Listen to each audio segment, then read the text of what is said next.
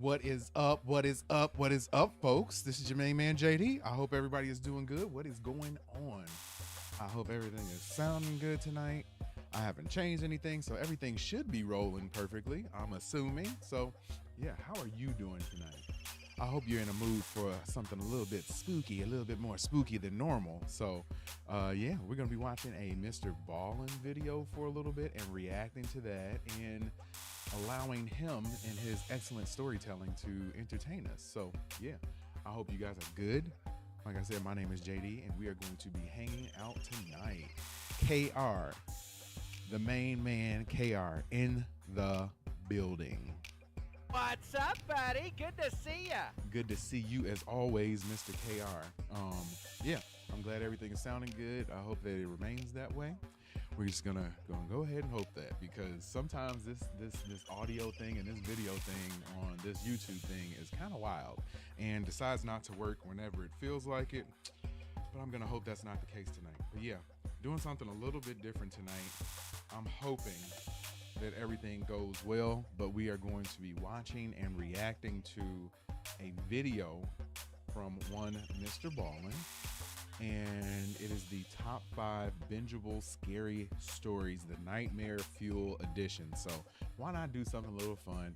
We won't be on very long tonight. We'll just be on here to hang out for a little bit because I'm in the mood and I'm in the routine of streaming like 3 days a week. So at the very least 3 days a week. So yeah, it should be fun to hang out with everybody and get my stream on for a little bit. So yeah, as long as this goes good, maybe we'll continue to do these types of streams. I don't know. We'll see, but we'll just keep it rolling from there. But yeah, I hope everybody's doing good. KR, we got a seat cushion for Katie on the way. So yes, you helped to pay for a booster seat for her. So now she will be tall, and you will see how tall she is the next time she's on the stream. I don't know exactly which day that's going to be, but for sure next Tuesday she's going to be on. So that'll be fun, man. And thank you so much for all the support you have given us. Like, it's crazy, man. And if you have not done so already, do you have a Twitter, or do you have, or I should say X, or do you have an Instagram, anything like that? Because we like to connect with you and say what's up. But yeah, do you have one of those? Let me know if you do, because we have one, and we got something that we would like to send your way, just to thank you for the support and the help that you've been doing for us, man. So yeah, appreciate it. Oh, you got a Blue Sky. We are not on Blue Sky. Maybe I'll just end up creating one just for that. Had issues with Elmo. Yeah, a lot of people do. I guarantee you're not the only one. But yeah, maybe we'll set up a Blue Sky account just for that. Or yeah, we'll figure out something, man. We'll figure out something, and whatever we do, we'll let you know how it goes. But yeah, so yeah, we're gonna jump right into this right now and see how everything goes. I need to pull the stream up on my phone so I can monitor it, and make sure like nothing cuts out or anything like that. So give me like 2 seconds, and then we'll get it going.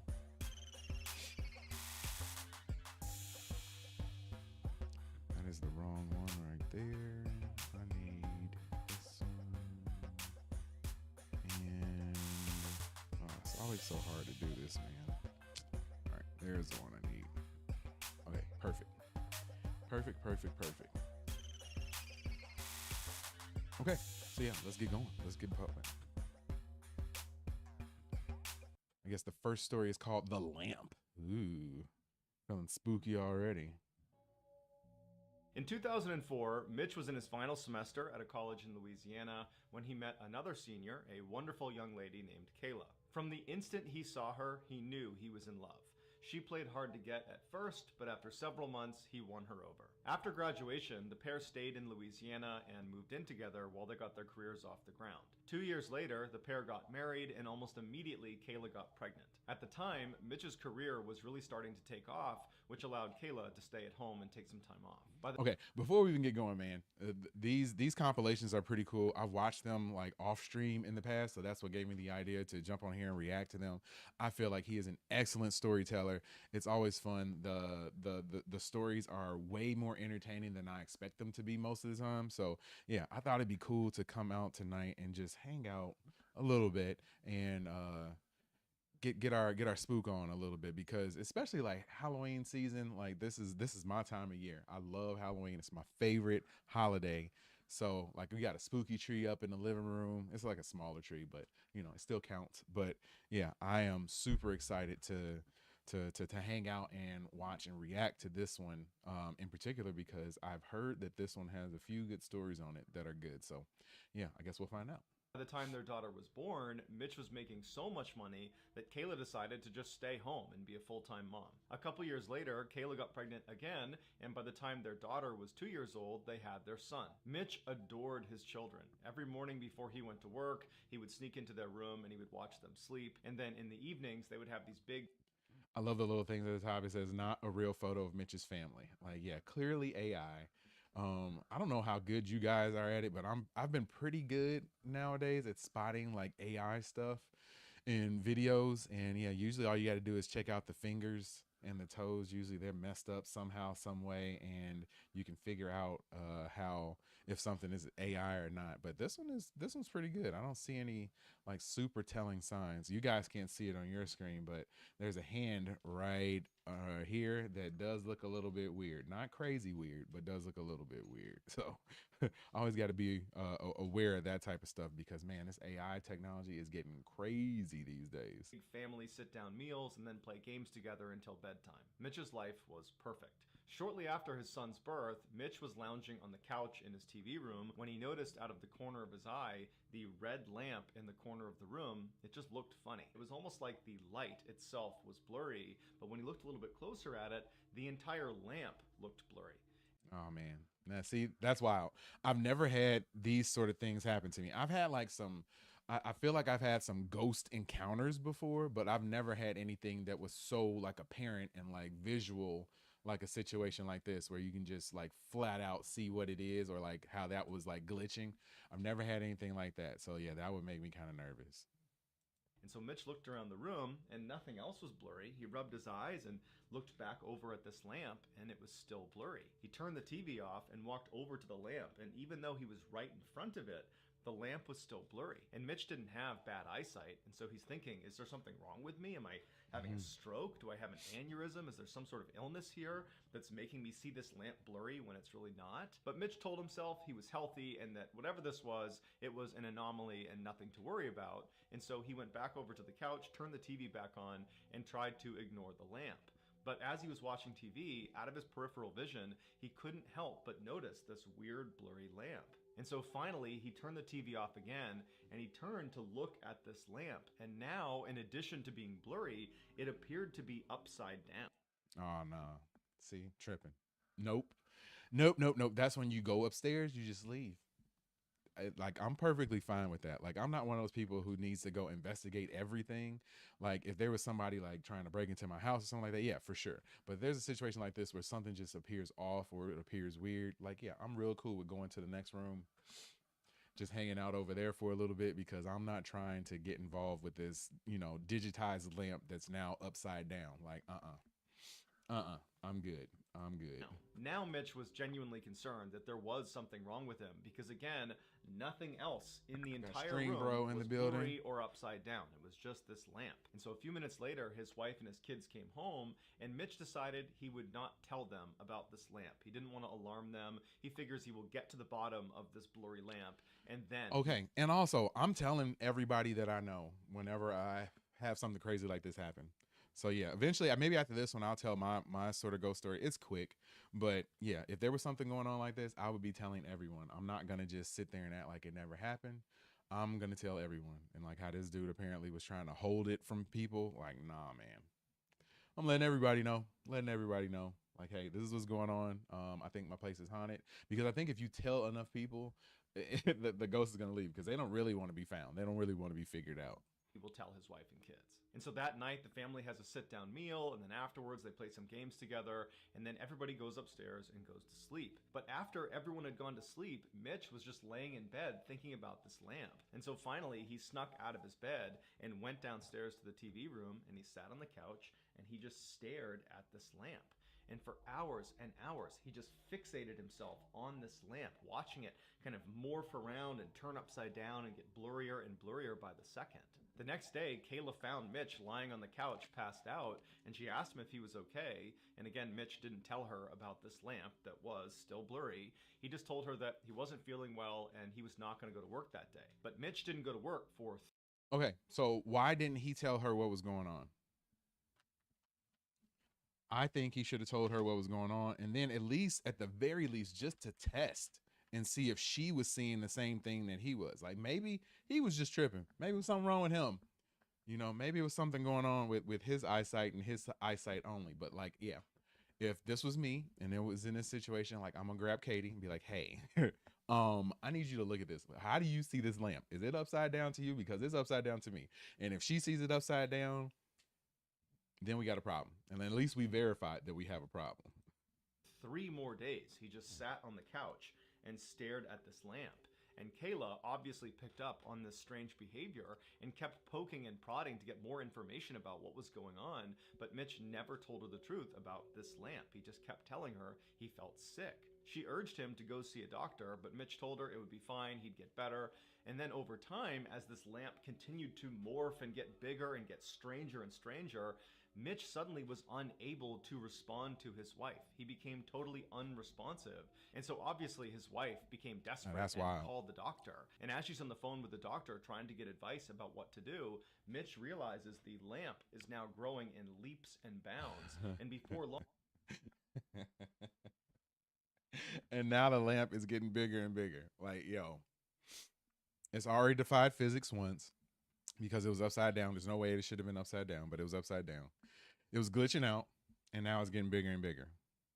Like, what does this, like, random paranormal activity have to do with a lamp? I hope that the lamp has something to, like, actually something to do with the story. KR says, I love Lamp. Oh, my favorite movie. One of my favorite movies of all time, man. One of my favorite movies of all time. That would be something fun to react to. I wish we could, like, legitimately show real, like, movies and stuff on YouTube and, like, sit, watch them and laugh together, because yeah, Anchorman does not get better than that. Not so much the second one though. Long, the lamp is the entire size of the room, and all he can see is the red color of this lamp. And then Mitch starts to hear these voices, these screams coming from somewhere in the distance, and then he feels this blinding pain in his head. And then he opens his eyes and he looks up and he sees he's laying on the sidewalk next to one of the buildings at his college in Louisiana. And surrounding him is this crowd of people with wide eyes that are staring at him. Mitch had no idea what was going on, and so he naturally just began scanning the crowd, looking for Kayla and his kids to try to figure out, how he got here. But before he could ask any questions and before he could find his wife and kids, a police officer ran through the crowd, picked him up and ran him over to his police car, put him in the back, and then began driving away. And so while Mitch is in the back of this police car, he turns to the officer and he says, "What's going on?" And the officer would tell him he was attacked by a huge college football player. He got hit in the head and he fell backwards and he hit his head again and he fell unconscious. Mitch asked the officer where his wife and kids were, and the cop said he had no idea. And that's when it clicked for Mitch. The lamp wasn't real. Neither was his wife, neither was his daughter, neither was his son, neither was his life. Oh no. Now that is a twist. I was not expecting that. So his family that he had was something that he was just imagining that whole time? All right, I got to hear more on this one, because that's wild. That's wild. Was not expecting that. For the past 10 years, it was all a hallucination while he was unconscious after getting attacked. Mitch was brought to the hospital where he would make a full physical recovery. So he had 10 years of his life that he felt. Okay, so he had 10 years of his life that he felt during this time where he was concussed playing football.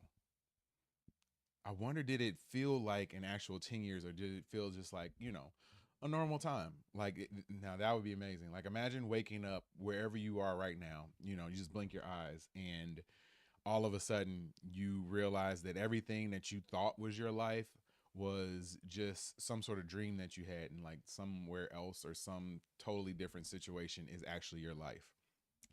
Terrifying. Terrifying. But after being released, he was horribly depressed. and he had to get intense therapy to basically grieve for the loss of his family that never existed. These days, Mitch says he can barely remember what his family even looked like, but periodically in his dreams, he will catch a glimpse of his son in his peripheral vision, and his son is perpetually 5 years old, and he's trying to talk to his father, but Mitch can never understand what he says.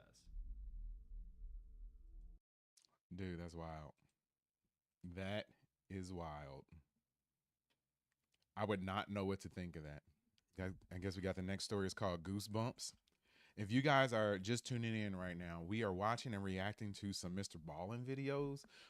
This is the top 5 bingeable scary stories, Nightmare Fuel edition. If you guys are enjoying it, please hit that like button, man. It would be really nice to get some extra likes on this video. And if you are a fan of this type of stuff and watching it and a fan of me and hanging out with me, please go ahead and hit that subscribe button, man. Whenever we get subscribers on this channel, we like to celebrate each and every one of them. So go ahead and be our 655th subscriber. KR said pretty good first one. Yeah, I was not expecting that. Like sometimes these stories are a little bits of kind of like a dud, but that was a good one. That was a real good one. So let's see what this one is. It says it's called Goosebumps. So we'll see. Oh, Galaxy, what's going on? What's going on? How are you? Says this is a good one. Oh, okay, you know this one, so hang out with us and you can watch my reaction to it and you can react to it with us as well. Please go ahead and hit that subscribe button, man. We love to do these types of videos on this channel. So go ahead, be our 655th subscriber and we'll break out into a dance party just for you. So be pretty cool if you did that. 2006, a 20-year-old woman named Sarah started having some very strange dreams about a woman named Aurora. She had a very striking face with sharp features and long black hair. Now, her dreams varied. Sometimes Sarah was in a crowd of people, or she was at her office, or she was just alone in a room. But in all of her dreams, Aurora would always show up. Either she would interact with Aurora and they would speak, but Sarah could never. Have any of you guys had like recurring people show up in your dreams that you don't know? I've only had that a few times. Most of the time, the people that I dream of are people that I know. And from what I understand, you're supposed to, whenever you have a dream, the people in your dream are people that you've seen maybe even just one time in your life. They're all people that you've seen before, and that your brain, and this is what I heard, I don't know if it's true or not, but that your brain can only react or your brain can't make up people. It has to pull from people that you've already seen and stuff. So I don't know if that's true. Like I said, that's what I read, and that was a long time ago. I don't know if they were just, making some stuff up, but I think that's a pretty cool concept. So yeah, Galaxy says, love watching yours and others' reactions to MrBallen, and I'm doing all right. Good, good, good. Thanks for hanging out. I appreciate it. Like I said, 665 is waiting for you. Waiting for you. Remember what they actually spoke about. Or Aurora would just be in the crowd or in the background just watching Sarah. Now, she had these dreams enough that eventually Sarah began to think, I must know someone named Aurora. I must have come across this person, and now they're just kind of manifesting in my exactly brain what I was saying when I'm sleeping. And so she began going through her old... Again, not a real photo of Sarah. Just FYI. Posts on social media to look in pictures of her and of her friends to see if there was a woman with striking features and long black hair that was this Aurora person in her dream. But after looking through hundreds and hundreds of pictures, she couldn't find any indication that she had met this person, at least not according to her social media. And so Sarah began just going on Google and typing in Aurora, long black hair, striking features. Has anybody dreamed about this? To see if there were people talking about having this type of dream. I saw a dream or a video that MrBallen did in the past about a person. I don't know if it was MrBallen or if it was Y-Files. I love the Y-Files channel too. If you guys like that, we can do reactions to those videos as well. But we, I don't know if it was one of those channels, but they had a person apparently that shows up in people's dreams all the time. Like it's the same person that shows up in people's dreams. And there was like a whole episode of them trying to figure out who this person is. And I think they had come to figure out like how that person's features and stuff were created, and that they weren't an actual person, but they were some sort of common, I guess, facial features that people generate in their head. So yeah, interesting situation with that too. But has anybody else seen that video before? Oh, Galaxy says, I think I'm already subscribed. I just think this is the first one I've been in for oh, for me is all okay. Cool. Well, thanks for subscribing. I appreciate it. On the internet, but she had no luck. Eventually, after about 3 or 4 months of having these strange dreams that Aurora was in, Aurora stopped showing up in Sarah's dreams. It was like it suddenly was all over. And so very quickly, Sarah just kind of forgot about it. A few years later, on Halloween night 2009, Sarah and a friend pulled off the highway into a gas station. They had not a real photo of the gas station, just in case you were wondering. This isn't it. This is just an AI photo of a gas station. been out with some friends celebrating Halloween, and now they were making their way back home. Sarah pulled into an empty spot right in front of the convenience store, and after they were parked, Sarah and her friend got out, they went inside, they got some snacks and drinks, and then they came back outside and climbed back into Sarah's car. A few moments later, Sarah had turned her car on, she had backed out, and she had driven past all of the gas station pumps, and she was making her way towards the single-lane strip of road that merged out onto the highway. It was how anybody who got into this gas station got back out onto the highway. And so as she's getting closer to the entrance of this short merge road, her phone suddenly rings. What happens next occurred over a span of just a few seconds. So it might seem like this is over several minutes, but this all happened pretty much simultaneously. So she's pulling up to the entrance of this merge road, her cell phone rings, and because there was no one behind her, it was not a busy night, Sarah decides to just stop her car, put it in park so she can safely take this phone call. And so she stops her car pretty much right in front of the entrance to this merge road. Okay, stops the car. She picks up her phone, she looks at the number, and she doesn't recognize it, but she picks it up anyways, and she says, "Hello." Okay, quick question. Do you guys answer calls from phone numbers you don't know?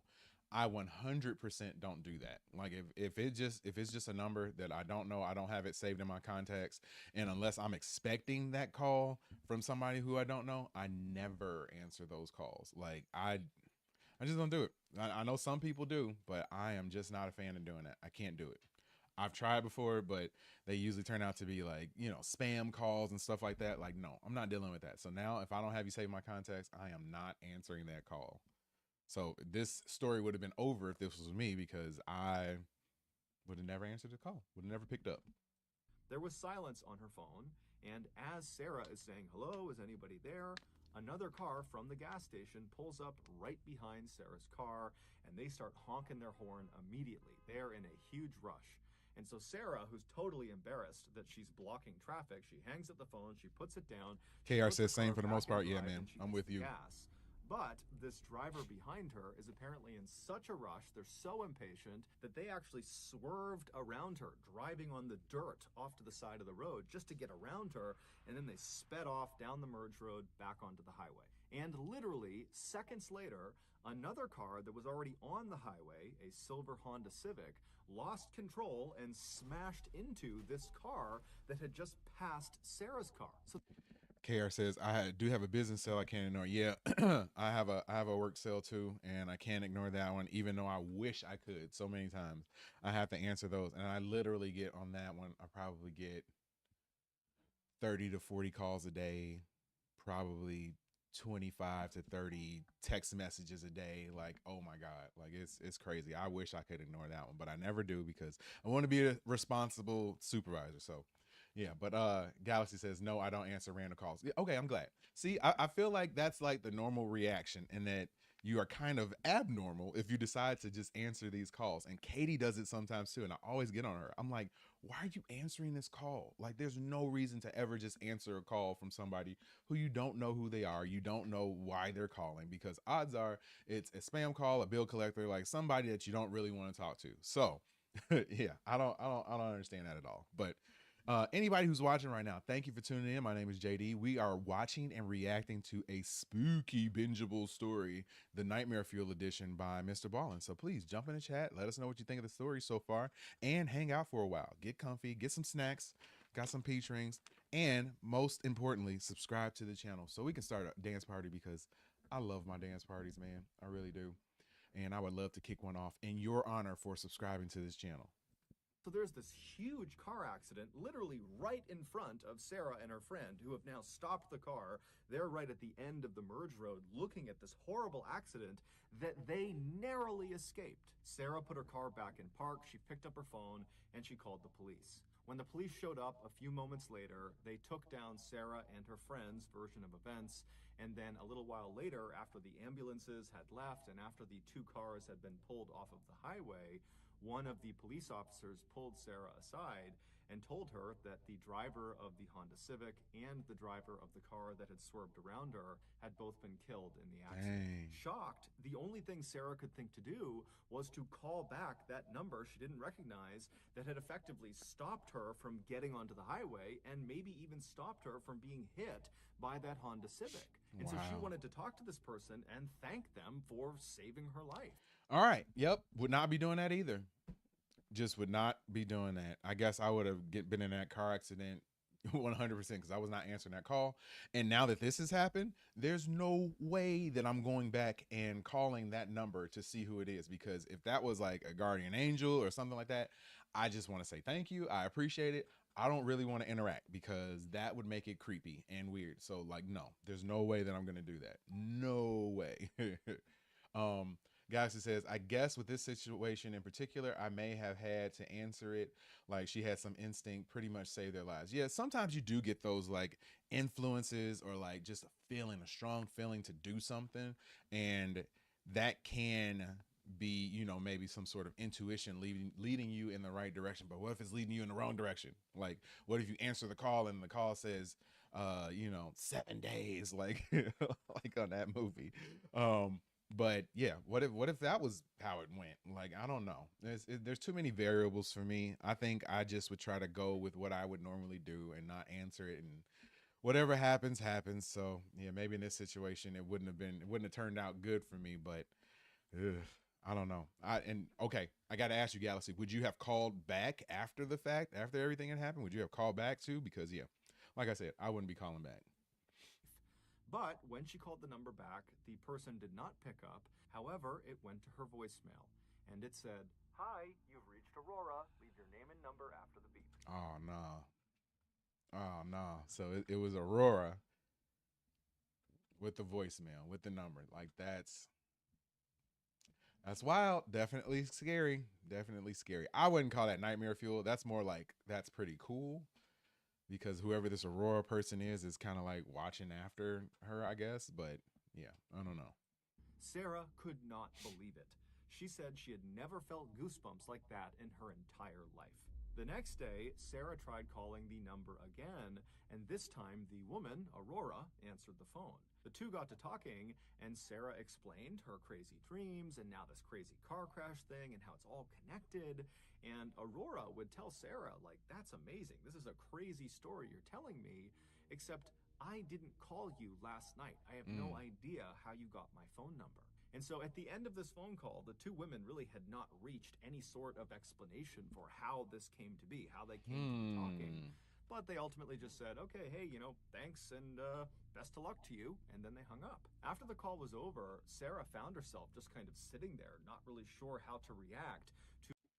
Galaxy in the chat says, probably not. I'm too scared to talk to random people in the first place, so I don't think I could. Yeah, I wouldn't say that I'm afraid. Like, I'm one of those people that I have no, like, fear when it comes to, like, public and speaking and talking to folks and stuff. Like, I'll do whatever. But, yeah, in a situation like that, I definitely wouldn't have been calling back for reasons other than that. But, yeah, I definitely wouldn't have been calling back. But yeah, I'm interested to see where this story goes and how it turns out, because it's definitely taken a little bit of a turn that I wasn't expecting. To what had just happened. It was such a totally bizarre thing that she. Yeah, that voicemail would have got me too. 24 hours, and then if you include the dream, this has been a multi-year-long thing. And so, on a whim, Sarah just opens up her Facebook account and she plugs in Aurora's full name, because Aurora had given her full name on this phone call they had just had. And when she looked at her phone, when the results came in, Sarah nearly fainted. Right at the top of the results page was this woman, Aurora's Facebook account. And her profile picture showed her face. And when Sarah looked at her face, it was the exact same face she had seen so many times in her dreams. It was the same Aurora with the striking features and long black hair. FYI, not a real photo of Aurora. This isn't the real Aurora. The woman in her dreams was the woman who called her and saved her life. Now, yeah, that I don't get, man. I don't get it. I don't get it. How does that happen? How does that happen? All right, real quick, I'll tell you my like one encounter with a ghost. Well, I don't know if it's an encounter with a ghost, but when I was younger, I was probably around like 10 years old. I've had two different encounters with ghosts. So one of them, I was probably around 10 years old, and I was hanging out at home, like, of course, doing whatever. And our family would always hang out in our like living room area, which was down in like, I guess you would consider it a basement, but that's where we always hung out. So we were there. A few weeks prior, my one of my uncles had passed away sort of suddenly, and yeah, I didn't, being young at the time, you don't really realize how, traumatic or affecting situations like that are. But, of course, he had passed away, and he was real close to my dad. I was pretty close with him. He was pretty close with my mom, too. So, yeah, it was definitely a sad moment for our family. But we, like I said, we're all hanging out in the basement, and I decided to go upstairs for some reason. I don't know what the reason was now, but I had to go upstairs. And in our living room, I'm sorry, in our like family room area upstairs, my mom always had this bookshelf. And it was like a case, well, not really a bookshelf, but like a stand-up case. I guess you could put books on it, but she had pictures on it. She had tons of pictures on it. And it was always like the I call it like the story of our life. Like it was, pictures of me when I was little, pictures of my sister when she was little, pictures of my mom and dad when they dated when they were younger, pictures of our family, pictures of my dad's family, pictures of my mom's family, just, pictures everywhere.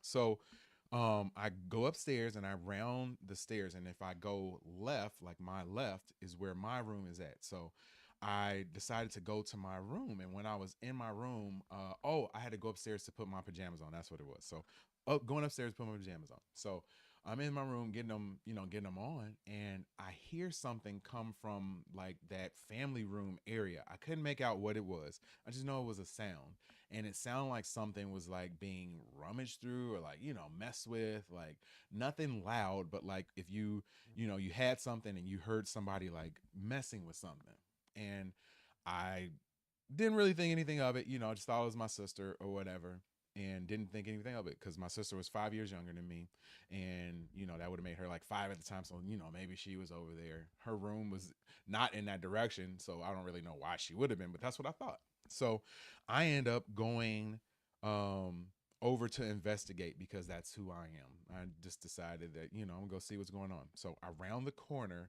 to get to this to go look and see what was going on, and I literally see my uncle holding one of the pictures in his hand. Like clear as day, I could close my eyes and see it now. Like he was legitimately holding this picture in his hand and looking at it. And I remember just stopping and being like shocked, like completely shocked. And it wasn't like it wasn't like I viewed him as a ghost or anything like that. It just looked like it was him. Like legitimately looked like it was him. I wasn't scared, and I just looked and I saw him, and he was like looking at the picture, and like this is over maybe like a 30-second period, was looking at the picture, and I'm just standing there and didn't say anything, and he turns and sort of like looks at me and smiles, and I didn't react in any way other than to just turn around and run downstairs, like to where my family was at. And so I go down there with them, and I'm like, Ma? And like I didn't really like talk to my dad, that way like that. Or like if I was when I was younger, if I was like scared or something, like I was gonna go talk to my mom because I was closer to my mom then. As time went on, I got closer with my dad and stuff too. But my mom was my comfort. So I ran to my mom. I said, Mom, Uncle Larry's upstairs looking at a picture. And she looks at me and she's like, what are you talking about? And I'm like, Uncle Larry is upstairs looking at a picture. So she's like, okay. And so I grab her hand and we go upstairs. And we, run up the stairs, go around the corner, and he's not there anymore. And she's like, "What are you talking about?" And I'm like, "I could have sworn I saw Uncle Larry up here looking at the pictures." And she decides to walk closer to the pictures. And when we get over there, we notice that one of the pictures is laying down. And like I said, my mom always, like, we love this little area. My mom always took care of the pictures and stuff in the area. Like, she would dust them. It was like, it was our family history. It was like all right there. And we saw that one of the pictures was knocked down. And we go over to pick it up, and we pick it up, and it's a picture of my mom or my dad and all of his brothers and sisters. My dad had 7 brothers and sisters, and it was a picture of them with their parents. And Larry was in that picture, and looked at it, and I guess decided that was the picture that he was looking at, and left it face down. And my mom looked at me and she was like, "Did you put this down?" And I'm like, "No, I did not." Like 100%, I didn't touch it. I did not do this. And yeah, she looked at me and she was like, "Wow, that's crazy." And that was sort of it. Like, my mom had told me about stories where she had seen people and had seen ghosts and stuff before. So I kind of feel like she wasn't freaked out by it, and that she kind of understood that, like, maybe I had that sort of, like, I won't call it an ability, but I had that connection with spirits and stuff too. So yeah, that was crazy. I got one more story to tell, but I'll wait till this video is over with, and then I'll jump into that one too. So this one is called 16 Minutes. 73-year-old Sherman Sizemore was the definition of a man. Real photo of Sherman Sizemore right here. So this is not an AI generated fake picture of not Sherman Sizemore. This is actually Sherman Sizemore. Man's man. He had spent the bulk of his adult life doing one of the most dangerous jobs in the world, mining for coal in West Virginia. There's no way. There's no way. Absolutely no way. Like, I wouldn't say that I'm claustrophobic, but this freaks me out to get into an area that I would have to, like, crawl out of, or if there's some sort of collapse, like, I'm done. There's no way. I don't know how those people do it. It's like those people who do, like, deep sea mining and stuff like that, or underwater welding, or the people who work on, like, those ocean oil rigs out in the middle of nowhere. I don't know how they do that stuff, because that's terrifying to me. Terrifying. I don't care what money you're paying me. There's no way I'm doing it. No way. And while he was a coal miner, he apparently had lost track of the amount of times he had nearly been killed from mine shaft collapse and gas leaks. Later on in life, after his kids had all grown up, Galaxy says, I've seen a few in my life too. Yeah, it's crazy experience. Crazy. And despite his harrowing backstory and burly, intimidating appearance, he was known to be incredibly gentle and very calming to his parishioners. He was also known to be an incredibly devoted grandfather, to the point where if there was a chance to spend time with his grandkids, he would basically throw all of his responsibilities out the window to do that. But in January of that year, something changed in Sherman. Okay, Galaxy says this one is sad. No spoilers. Oh, man. Okay.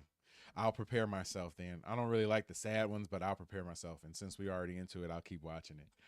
KR says cave explorers are not right in the head. Yeah, I just don't know how they do it. I don't know how they do it. I don't know how you feel comfortable enough to sort of risk your life like that every day. Yeah, that's tough. That's tough. I just hope the paycheck is good at least, because there's no way I could do that.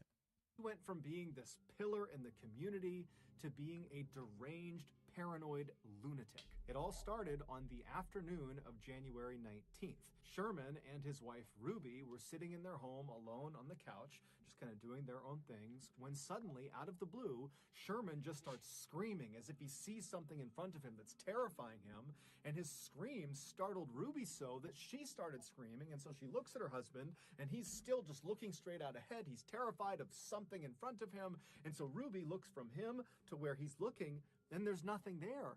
And so she turns back to her husband and she's like, "What's going on? What are you screaming for? What are you so scared of?" But Sherman wasn't able to speak. After he stopped screaming, he just continued to look straight out, as if whatever had terrified him had him in this trance where he couldn't look away. And so his eyes are wide, his mouth is open, his face is going white, he's starting to sweat, and Ruby's starting to panic. She has no idea what's happening with him. And so eventually she just holds on to him and says, "Come back to me, come back to me." And Sherman at some point would. He kind of broke out of his trance. chance. And he looked at his wife and he just says, "You can't leave me or they'll kill me." Ruby has never Oh no. No, no, no, no. I don't see that's the thing. I don't know how I would react to these. Like all my encounters with like ghosts or, spirits and stuff like that, they've all been like peaceful. Like I had another one where I saw like a spirit floating above my bed one time and like fine. It was just a lady in a dress. That was it. I don't know who she was. Maybe she was in my house before she was the original owner of the house or whatever it was. But like yeah, they've always been peaceful. I've never had those like scary type encounters. So and if I end up having one after doing this will be the last time we do a MrBallen video on this channel. Just FYI. Behavior like this in her husband ever. This is a completely different person she's interacting with, and so she has no idea what to do. And so instead, she just kind of holds on to Sherman and prays that he doesn't start acting like that again. But that didn't happen. All day long, periodically, he would just start screaming about something that Ruby couldn't see. Now, Ruby did consider calling 911 and getting medics out there, but his behavior was so unusual, and he was normally such a rock who was so competent, who was so healthy, that she didn't want to. She felt like he would just kind of get through this, that if they can just get through today and get into tomorrow, that he would be better. And so she just all day was comforting him and just dealing with these episodes. And then finally they got into bed that night, and Ruby's thinking, thank goodness, we're gonna wake up tomorrow and things will be better. But when she woke up the next morning, it was very obvious Sherman had not slept at all. He was looking straight up at the ceiling. He looked worse than the day before. Nope. I can't do it. And that's one of my things too. I can deal with a whole bunch, like, and my work can be kind of stressful sometimes. And coming on here to do the streams is like a release for me. Like it's super awesome to come and hang out with folks and just like chill out. So like this is cool. But I could not, if I don't get my sleep, and I need at least 5 hours. Like some people need 8 hours. Katie's one of those people that needs like 8.5, 9 hours, like before she's, good to function. Like if I get 4.5, 5 hours, I'm good and I'm fine. But if I get below that, it is a problem and I am like literally dying. So yeah, for him to have been, nervous and had to be up the entire night, like I just know that next day I would be in a world of hurt. There's no, I just wouldn't be able to do it. It was obvious that he was not back to normal. And so Ruby called the rest of the family and had them come over to figure out what they were going to do. But when Sherman found out his family was coming to his house, he told Ruby they can't come inside. He was afraid they and others were conspiring to bury him alive. The only person he could be around was Ruby, and his whole bury him alive. So, and he's a coal miner or a cave explorer. Like, yeah, having that vision of being buried alive, that would have been the last day that I went to the coal mine. Like if I have some sort of premonition, like at my job, if I had some sort of premonition that I could relate to my job, whether it's like a crazy dream, a super realistic dream or something like that, that has to do with the place that I work at, not going to work for a little bit. I'm sorry. Maybe I'm just a chicken. I don't know, but I would not be going to work for at least for a little bit, at least for a few days. I gotta ease my way back into it. Like they would just have to understand. I'd be burning some vacation time because I would not be showing up. I would not be showing up.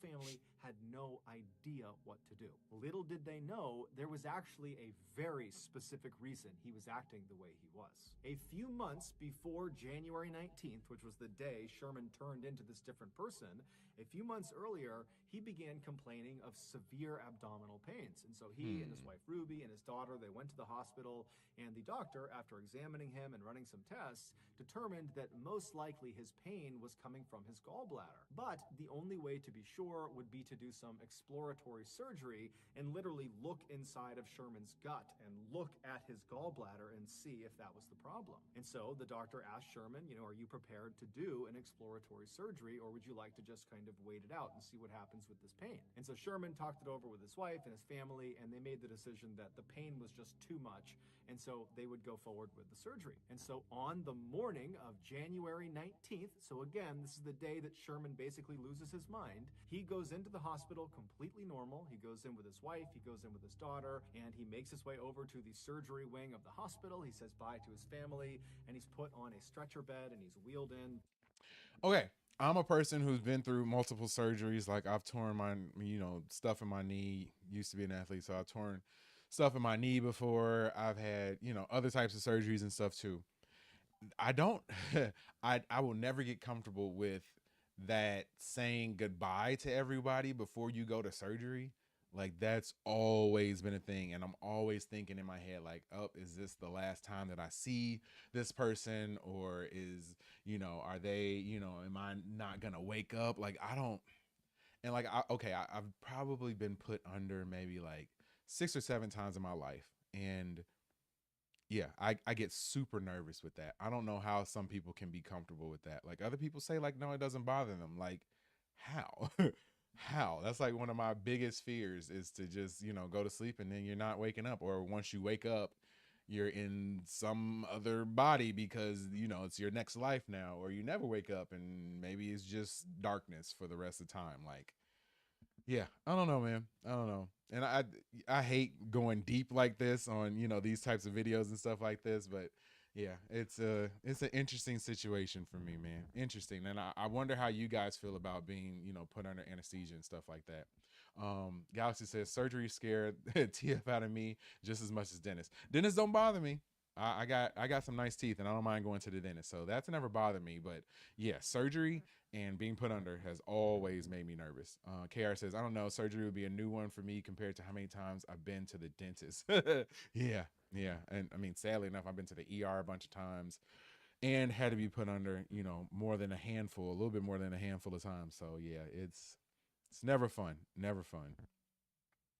And prepped for surgery and then brought into the operating room. And while he was in the operating room, laying on his stretcher bed flat on his back, looking straight up at all these bright lights above him, he just struck up some chit-chat with the nurses and doctors who were in the room prepping the room for surgery. And if you've done that before, it's kind of weird. Because most of the time when you are going into surgery, you can't really have much clothes on and you're just sitting there talking to these people. And, I've been in them sometimes where people try to make you feel comfortable and like they do little small talk. And then I've also been in some where like it's been straight silence and I don't like the straight silence ones at all. Like I can remember one time I had, it was a second surgery on my knee and they prepped me for the surgery and everything. And I'm laying there and the person had to like adjust my leg in a certain way. And like, I was fine, but the actual surgeon didn't like the way that she was doing it. And he was like, he's like, don't do it like that. And like, was like real stern with her. And she kind of looked up at him like, why are you talking to me like that? And the anesthesiologist was also in there and that person really wasn't saying anything. So it just left me feeling super weird. And it's like, I'm about to be put under, like, are these folks gonna get into some sort of argument? Like, don't be arguing or being angry while you working on my knee. Like, no, don't botch this because I don't need that problem. They were also putting the IV into his arm. Then at some point, one of the nurses lowered the oxygen mask onto Sherman's face. That's always a scary so moment. The anesthesiologist could administer the 2-drug cocktail that would knock him out for the surgery. Sherman was scheduled to get something known as general anesthesia for this operation, where basically he would be completely out, he wouldn't feel anything, they'd do the surgery, and then he would wake up in recovery. And so once this mask was on Sherman's face, the anesthesiologist began pumping him full of the drugs that would make him be knocked out for the surgery. However, the anesthesiologist only administered one of the 2 drugs necessary for general anesthesia. He administered the paralyzing drug, but he did not administer the actual anesthetic that would no. No.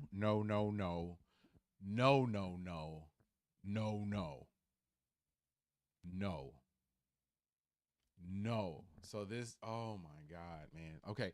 So I'm guessing that when they put you under, the first thing they usually give you is what knocks you out. And then they put the dose of the medicine in there that makes you like really not feel the pain and not really wake up.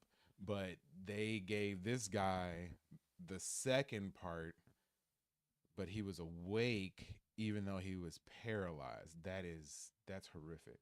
That is horrific. Like that would make me not whatever surgery I had past that point, like I don't know if I'd even be able to do it. Like, hey, JD, life or death situation, you got to have this surgery. Like, you know what? I might just go because I'm not trying to be put under or I'm not trying to be sedated but not put under. Like that's wild. That's wild. And I've had like local anesthesia before where you can't feel like that body part and stuff like that, but you can still kind of feel like the pressure, and that's always super weird too. Like when you can feel them like pressing, like for me it was for my knee, and I could feel them like pressing on my leg, and like that's ooh, that's wild. KR says, "Oh wow, paralyzed but aware. It sadly happened to me many times." Oh wow, dude, that's crazy. That's crazy. I know some people have sleep paralysis. I've never had that before, but I could only imagine how creepy and crazy that is too. Like, yeah, that's wild. That is wild. Oh, KR says not to me. Okay, okay. Knock him out, and most importantly, would get rid of all of his pain. And so as this man Glad it wasn't to you then. Sherman believes he's being given the proper dosage of drugs. The nurse who was nearby told Sherman to go ahead and start counting backwards in his head from 10, knowing full well that Sherman would pass out before he reached 0. And Sherman knew this too. He had been in surgery before, and so he happily began counting in his head. 10, 9, 8. He started Yeah, Galaxy says that sounds crazy. I've never experienced that. Yeah, thank goodness you haven't. Boom, he was out.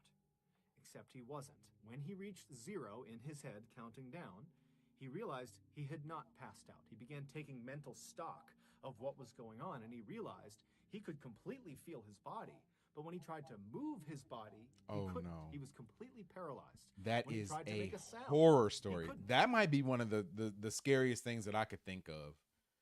It's one thing to have like scary stuff happening to you, but to be completely helpless to those like scary things happening, or the pain that he was about to experience, and just have to deal with it, and you couldn't. Oh my God. I hope he got paid for the lawsuit that he had to put in for having this situation happen. Because his vocal cords were also paralyzed. The only thing he could move were his eyes. He could move them left and right. However, they had taped his eyes shut, so he can't see anything. And so Sherman is thinking to himself, okay, I've been given the drugs, maybe they're slow acting. Any minute now, I'm going to drift off to sleep, and this will just be a distant memory. But after a few seconds, he's hearing the doctors and nurses in the room. He can't see them, but he hears them. They seem to be moving towards doing this operation. Dude, this is giving me anxiety. This is giving me legit anxiety hearing this story. See, now if I have to have surgery again, I'm going to think about this. Oh God. Yeah, this wasn't a good one for me. This was not a good one for me. He's still awake. Probably shouldn't have done He this becomes one. frantic and starts flicking his eyes left and right as fast as he possibly can. And the rapid eye movement actually loosened the tape on both of his eyelids, and it created a tiny slit that he could actually look through. And what he saw terrified him. The surgeon was walking over next to him. He was getting his gloves on. And then the surgeon says, "Scalpel." And the nurse hands him this chrome metallic blade, and the surgeon takes the blade and begins cutting into Sherman's midsection.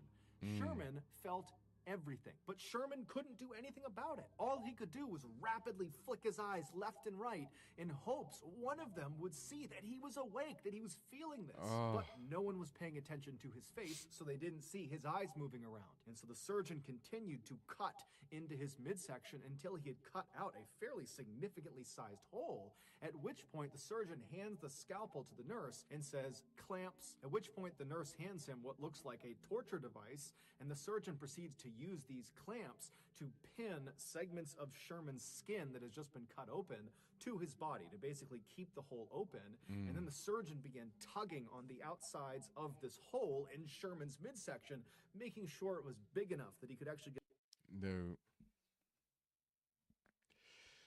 I'm over here deep breathing, man, because that's wild.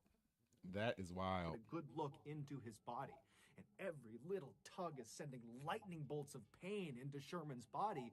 But again, all he can do is flick his eyes left and right, and no one's paying attention. Scope, the surgeon called out for, and the nurse handed him a camera that he jammed into Sherman's gut. And then the surgeon said, "Suction," and the nurse got what looked like a vacuum and pressed it inside of this open wound and began sucking out fluids from his body. The pain Sherman was experiencing is unimaginable. Every second felt like an eternity. Forceps, the surgeon called, and the nurse handed Hold on a second. We have 655 subscribers on Watch Stuff with us. So, just so you guys know, whenever we get subscribers on this channel, we like to do a little bit of dance party. We like to take you somewhere. And that place that we like to take you to is Club Watch Stuff with us. And Club Watch Stuff with us. Welcome to your host. My name is JD. Thanks for coming in the club. As you can see, it's popping tonight. 655 subscribers in the club tonight. Thank you so much for subscribing to the channel. Just so you know, you are appreciated. Thanks for subscribing to Watch Stuff with us. I 100% appreciate you for doing so. We'll jump back to our regular schedule, MrBallen.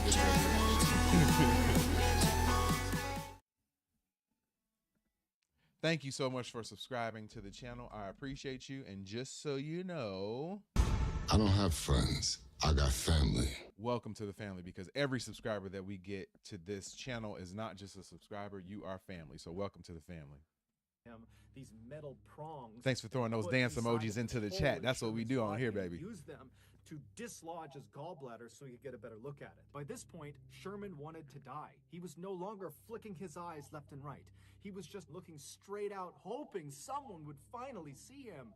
And someone did. One of the nurses standing next to the surgeon looked up at Sherman's face and saw Sherman looking back, terrified at the nurse. At which point the nurse yelled out, "Stop, he's awake, he's awake!" And the surgeon practically faints, and he looks over at the anesthesiologist and he calls him, "Get over here and fix this." And so the anesthesiologist comes running over from the side of the room. He gets up next to Sherman and begins pumping him full of painkillers. And as he's doing this, he has this moment of clarity. He remembers he didn't give him the anesthetic. And so as these new painkillers that have just been introduced begin to take their effect, Sherman's eyes go from being terrified to glazed over, and he does pass off to sleep. And so now he's out and he can't feel anything. But now the anesthesiologist and the medical team realize they have a Eager Mule in the building says, sorry I'm late. It is all good. Thank you for hanging out, EM. What's up, buddy? Good to see ya. Good to see you as always. Thanks for hanging out. We're doing a little bit of MrBallen reaction tonight. So yeah,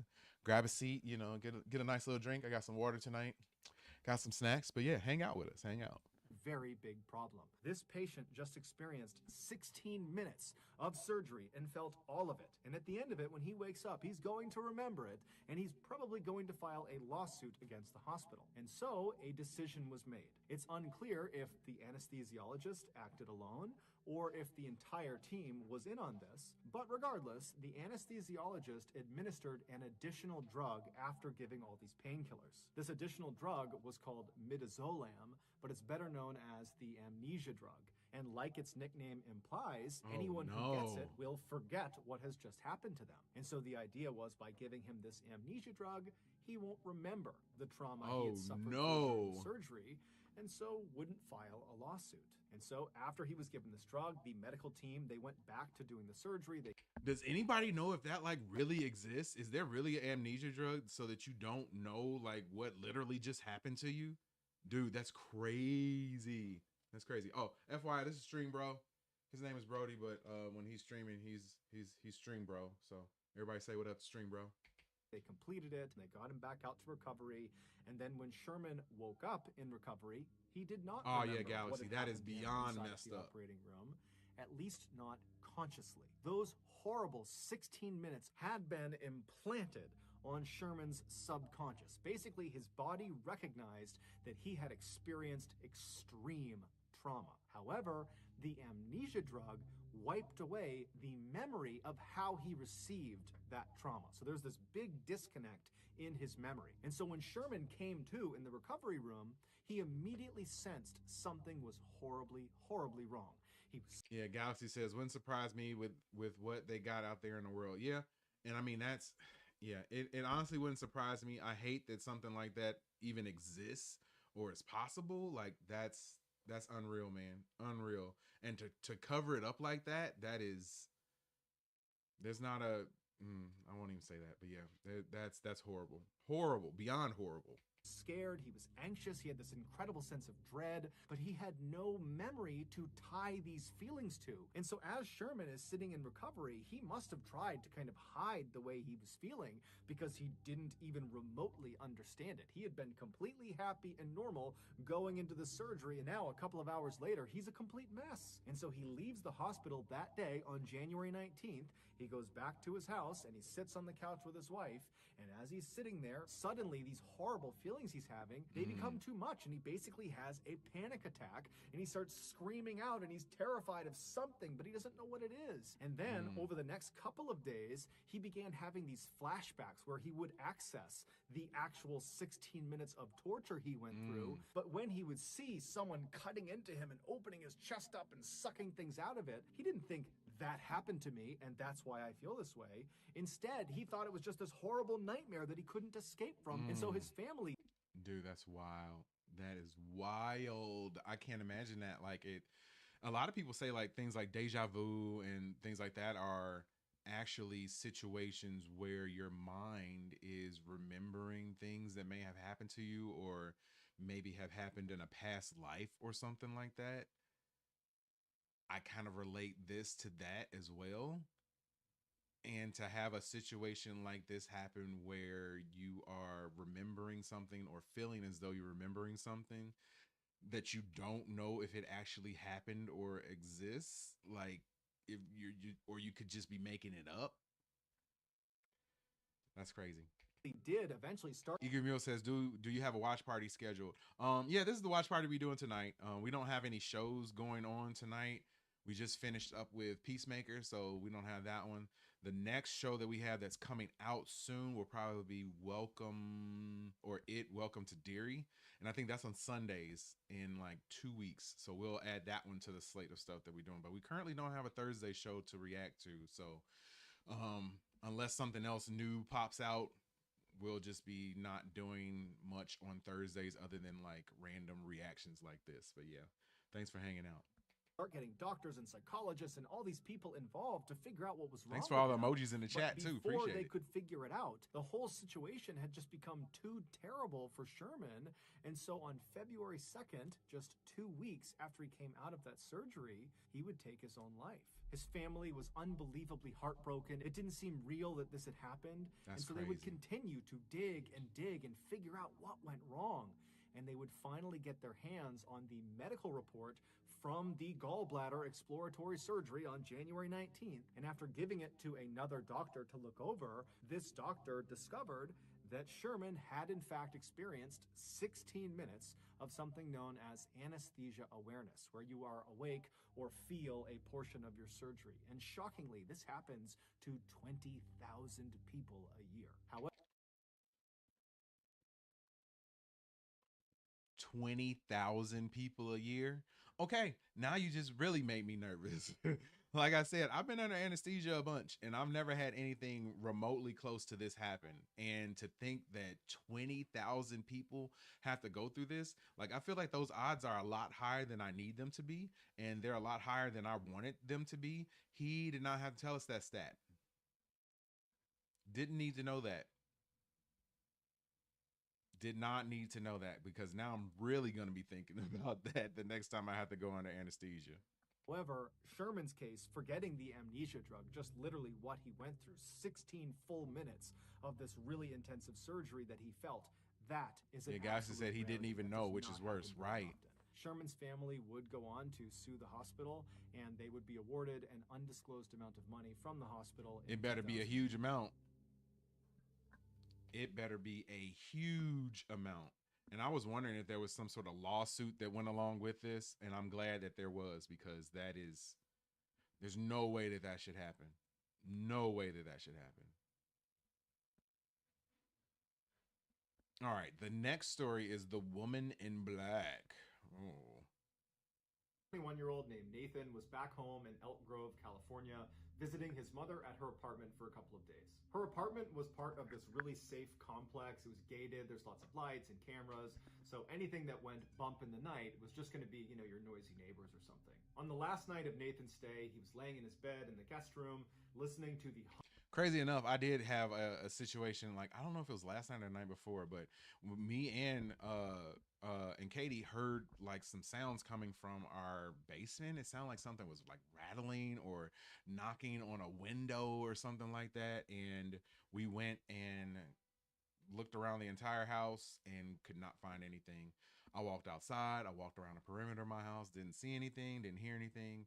So we just chalked it up as, maybe some random house sound. But we had heard it, maybe like 5 or 6 different taps or whatever. So go back to lay down, get ready to go back to bed, and hear it again. And I was like, oh man, what is this? Like, we got cameras all around our house and like nothing picked up on the cameras. Yeah, it was just wild. So it just makes me think about all the like weird stuff that's happened, as of late. Even though, it's probably nothing. It was probably just, the house settling or something like that, but still crazy situation. 5-Star J in the building. What's up, buddy? Good to see ya. What's going on, 5-Star J? Glad to have you back around. Of the street lamp that was outside, and the crickets, and the passing by of cars when he drifted off to sleep. At about 2 a.m., Nathan woke up, or so he thought. He couldn't move his body, he could only move his eyes. And even sleep though paralysis. he had never experienced sleep paralysis before, he instinctively understood this is probably that. He noticed the room was completely silent. There was no more crickets, no more hum of the light outside, no more traffic, just total silence. And then he started flashing his eyes around the room because he couldn't move his head or his body, and he started taking stock of the room. The bed he was in was positioned as far away from the door as he could in the back right corner. From where he was laying, if he looked to his right, in that corner was this big armoire, and then moving left from the armoire as he scanned the room, you'd come to the door, which is on the opposite side of where his bed was, and then if he kept scanning left, he would reach the foot of his bed, and just beyond the foot of his bed was a table and a chair. But because he was laying flat, he couldn't really look down and actually see the table and chair. And so with all of his... Have any of you guys ever experienced sleep paralysis? Let me know, man, because like I've never had it before, but that's a rough one too. That's a rough one. That has to be terrifying. Has to be terrifying. Strength, he managed to raise his head just enough that he had a line of sight to that section of his room, the only section he has not looked at yet. And he sees the table and chair, and he sees in the corner is this dark figure that's standing there looking at him. He's completely frozen with fear. His thought is, there's an intruder in the house. How did they get in here? What are they doing in here? And he managed to keep his head up just long enough. Galaxy says nope, but sounds crazy. Yes, 100% crazy. And he determined it was most likely a woman with a shawl covering her face. And before his head fell back to the pillow, he saw her suddenly crouch down on the ground out of view. And then Nathan's head fell back. Saying, and now he knows there's just some stranger in his room. If you're just watching right now, we are watching. Well, first off, my name is JD. Thanks for tuning in to watch stuff with us. Please subscribe to the channel while you're here. I would love to get a 656 subscribers so that I can take everybody to the club, watch stuff with us one more time. But we are watching and reacting to a MrBallen video tonight. It is the top 5 bingeable scary stories, Nightmare Fuel edition. And since we got some decent people hanging out in the chat with us outside of all of our regulars, I see all the other people who are popping in and out. So thank you for hanging out. And if you guys like this type of content, let me know. And I have no problem with doing these from time to time, especially while we got like a little bit of a lull in our video, TV shows, and movies that we're reacting to right now. It'll be picking up again at the end of the month and then definitely into the holidays, but we are having a little bit of a lull right now. So it'll be cool to react to some different stuff. And MrBallen can definitely be added to the schedule. And he can't lift his head up anymore, and he's looking around with his eyes. He sees the armoire, he sees the door, he can't see that table and chair, and then he hears the sound of someone slithering along the ground out of view, and he can hear her breathing as she's getting closer and closer to the edge of the bed. No thanks. He's terrified. He's so scared he can't even make a sound, and he's telling himself this has to be a dream. Wake up, wake up, wake up. And he's laying there, and this woman, she stands up and she leans out over his bed and she looks at him, and her face is... Yo, all right, that picture did make my heart jump just a little bit. Like, that's a very creepy picture. Very creepy. Like, why are the arms so long? Like, if I did see somebody like that, that would get me. One thing that they were talking about is the feeling of having sleep paralysis and still being able to like move your eyes and stuff, but you can't scream or anything like that. I could only imagine how bad that type of feeling is. There was another story that I wanted to share with you guys, and I can't remember what it was. I will just keep watching this, and then if I remember, I'll stop the video and tell you about it. is pale and her eyes are sunk way back in her head. And then she begins to slowly crawl on top of him. And Nathan's sitting here looking at this woman. He wants to close his eyes, but he can't. And he just feels his chest being pressed down. He can hear the sounds of the springs compressing all around him. Oh, that's what I want to talk about. Have you guys ever had a dream that you knew you were dreaming and could control it? I've had that happen a few times. That's a cool experience. I have had dreams before, and the last one that I had was a really good dream, and then I woke up and I don't know what I did, but I was up for maybe like 2 or 3 minutes, but then I went back to sleep and continued the dream, and it was like I said, it was an awesome dream too. So like that was unreal. That was an awesome situation. So I love the fun dreams that you have sometimes. A lot of times I feel like it's rare to have the fun dreams, but when you do have one and then to have it, wake up and go back to sleep a little bit later and to continue the dream, like that was like a A+ night for me. As this woman positions herself on his chest, and then he finally manages to let out a scream, and then suddenly he's awake. The woman's gone. And he sits up and he's looking around. There's nobody in his room. The familiar hum of the light and the crickets and the traffic outside, they all return. And his mom comes running in the room and she's like, "Hey, are you okay? I heard screaming in here." And he said, "Oh, no, I had a bad dream. I'm fine now." Galaxy says maybe more when I was younger. Yeah, mine happened when I was an adult, but yeah, it's been a while since I had a cool dream like that. She comes over, she gives him a hug and a kiss. She goes back to bed, and he would go downstairs, flip on a Disney movie, actually Aladdin, and he would fall asleep with a Disney movie on and with lights on. And there was no more sleep paralysis that night. The next day, Nathan got up and he headed back to his house, and he couldn't shake the experience. He had never had sleep paralysis before, but it was just so much more terrifying than he ever would have imagined. And he's just thinking to himself, I can't believe there are people that put up with this on any sort of regular basis. But, after a couple of days and getting home and not experiencing any sleep paralysis, time went on and he just kind of forgot about it. A few months later, in March of 2006, Nathan is at this big family party in Chico, California, big outdoor barbecue, all of his family's there, and at some point his sister shows up. His sister was not supposed to be attending this party, so it was a great surprise. He hasn't seen her in a while, and he immediately pulls her aside to catch up with her. And so for the first hour of their conversation, they're just chatting about their lives and what they're up to. Towards the end of their conversation, Nathan suddenly felt compelled to share his sleep paralysis experience with his sister. And the reason he wanted to was because he knew that she knew that he was actually a skeptic. And so she would believe him. If he's telling her this is what happened, she would believe that. I think a lot of times people who are skeptics end up having these types of things happen to them, almost like the universe is trying to prove them wrong. So like, yeah, that's always wild to me. That's always wild, especially when you have something that, you don't believe in, and then it ends up happening to you. It makes you even more of a believer. I can think of a few different things that I definitely was not a believer in, and then experience some of those things, and then you turn into like a full believer. That's what he saw. And so he starts by saying, I had the weirdest experience at Mom's apartment just a couple of months ago. I'm pretty sure it was sleep paralysis. And his sister immediately butts in and she goes, wait a minute. I had sleep paralysis for the first time in my life 2 weeks ago at Mom's apartment. It was horrible. So you probably don't need to go to your mom's apartment. That's the moral of this story. We can end it right now. You don't need to go to your mom's apartment.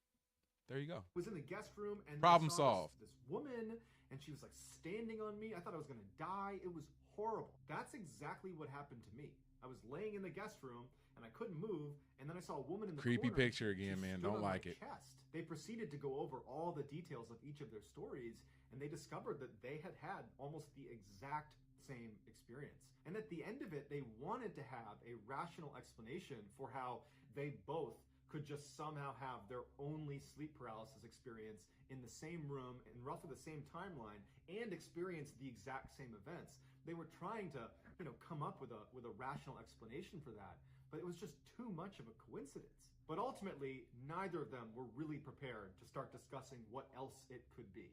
So they decided to just kind of laugh it off and say, man, that's pretty weird. And they moved on. I've done that a lot in the past too. When something weird or crazy happens, you just sort of laugh it off and act like it never happened. That's a normal reaction. After the party was over, Nathan would go back to his house and he would tell his wife about this crazy coincidence he and his sister had, and his wife would say, yeah, that's wild. But after that, Nathan just did not want to think about it or talk about it, and so he kind of just, pushed it out of his mental space. And Nothing wrong with that. Nothing wrong with that. 5 months later, in August of 2006, Nathan's mom would move out of that apartment building, and she would move into a 2-story house still in Elk Grove, California. Shortly after she moved in, she asked Nathan if he would come spend a couple nights with her, and Nathan said sure. In order to better understand what happens to Nathan over the course of his stay at his mother's new house, you need to understand a basic layout of her house. So when you walk through her double doors, to your left is... Why are they staying there? Did he explain why they're staying there? There's no reason that I would go there. If you know these types of things are happening, I'm good. We've already established that. Mom, you're on your own. Sister, you're on your own. I'm sorry that you had to deal with this, and I dealt with it too, but I'm not doing it again. Ain't happening. It's going to be a formal living room. In the center of the house is a hallway that shoots straight back to the kitchen.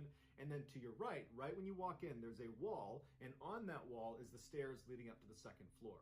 If you take those stairs to the second floor, you reach a landing where there's a window that looks back into the backyard, and immediately to your right, there is a single door, and that's the master bedroom where Nathan's mom would sleep. From the landing, if you turned left, there'd be another door that's a mirror image of the master bedroom door, and this door is the guest room. That's where Nathan was going to stay. And then to the left of the guest room was a hall that went to the front of the house. I think it's the mom's house. I'm not sure why they're there, though. Yeah, it's definitely the mom's house, but why did they go back? Why are they going back there?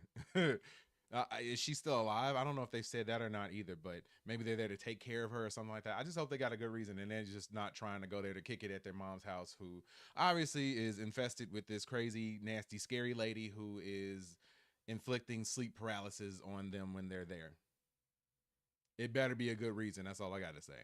Right corner. So the same layout as the guest room in the apartment building, where the person laying in the bed, so Nathan, his feet would be closest to the door. And from Nathan's perspective in the bed, the only other piece of furniture in this new house guest room was a table that was, from his perspective, on the right-hand wall, centered on the wall, and on the table was a TV. So that's the only things in the room. The first night Nathan was at this new house was totally uneventful.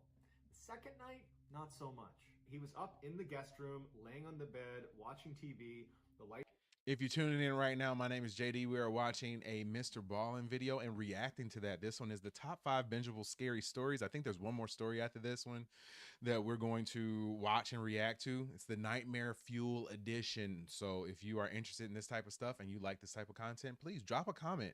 If you enjoy this, hit that subscribe button. It doesn't cost you a thing, and it helps us out a ton to get this channel to prominence and where it needs to be. Lights are off. It's just the TV on. And at some point, he dozes off. He wakes up a short time later, and he can't move. It's the same sensation he had. Guys, I'm guessing to help her out, since I doubt they would actually want to be there. I for sure wouldn't unless I needed to. Yeah, for sure. I just hope they're not just trying to go there to kick it. When he was staying with his mom at her apartment. Probably not, though. He begins to panic because the last time he felt this way, a strange veiled woman stood on his chest and made it feel like he was dying.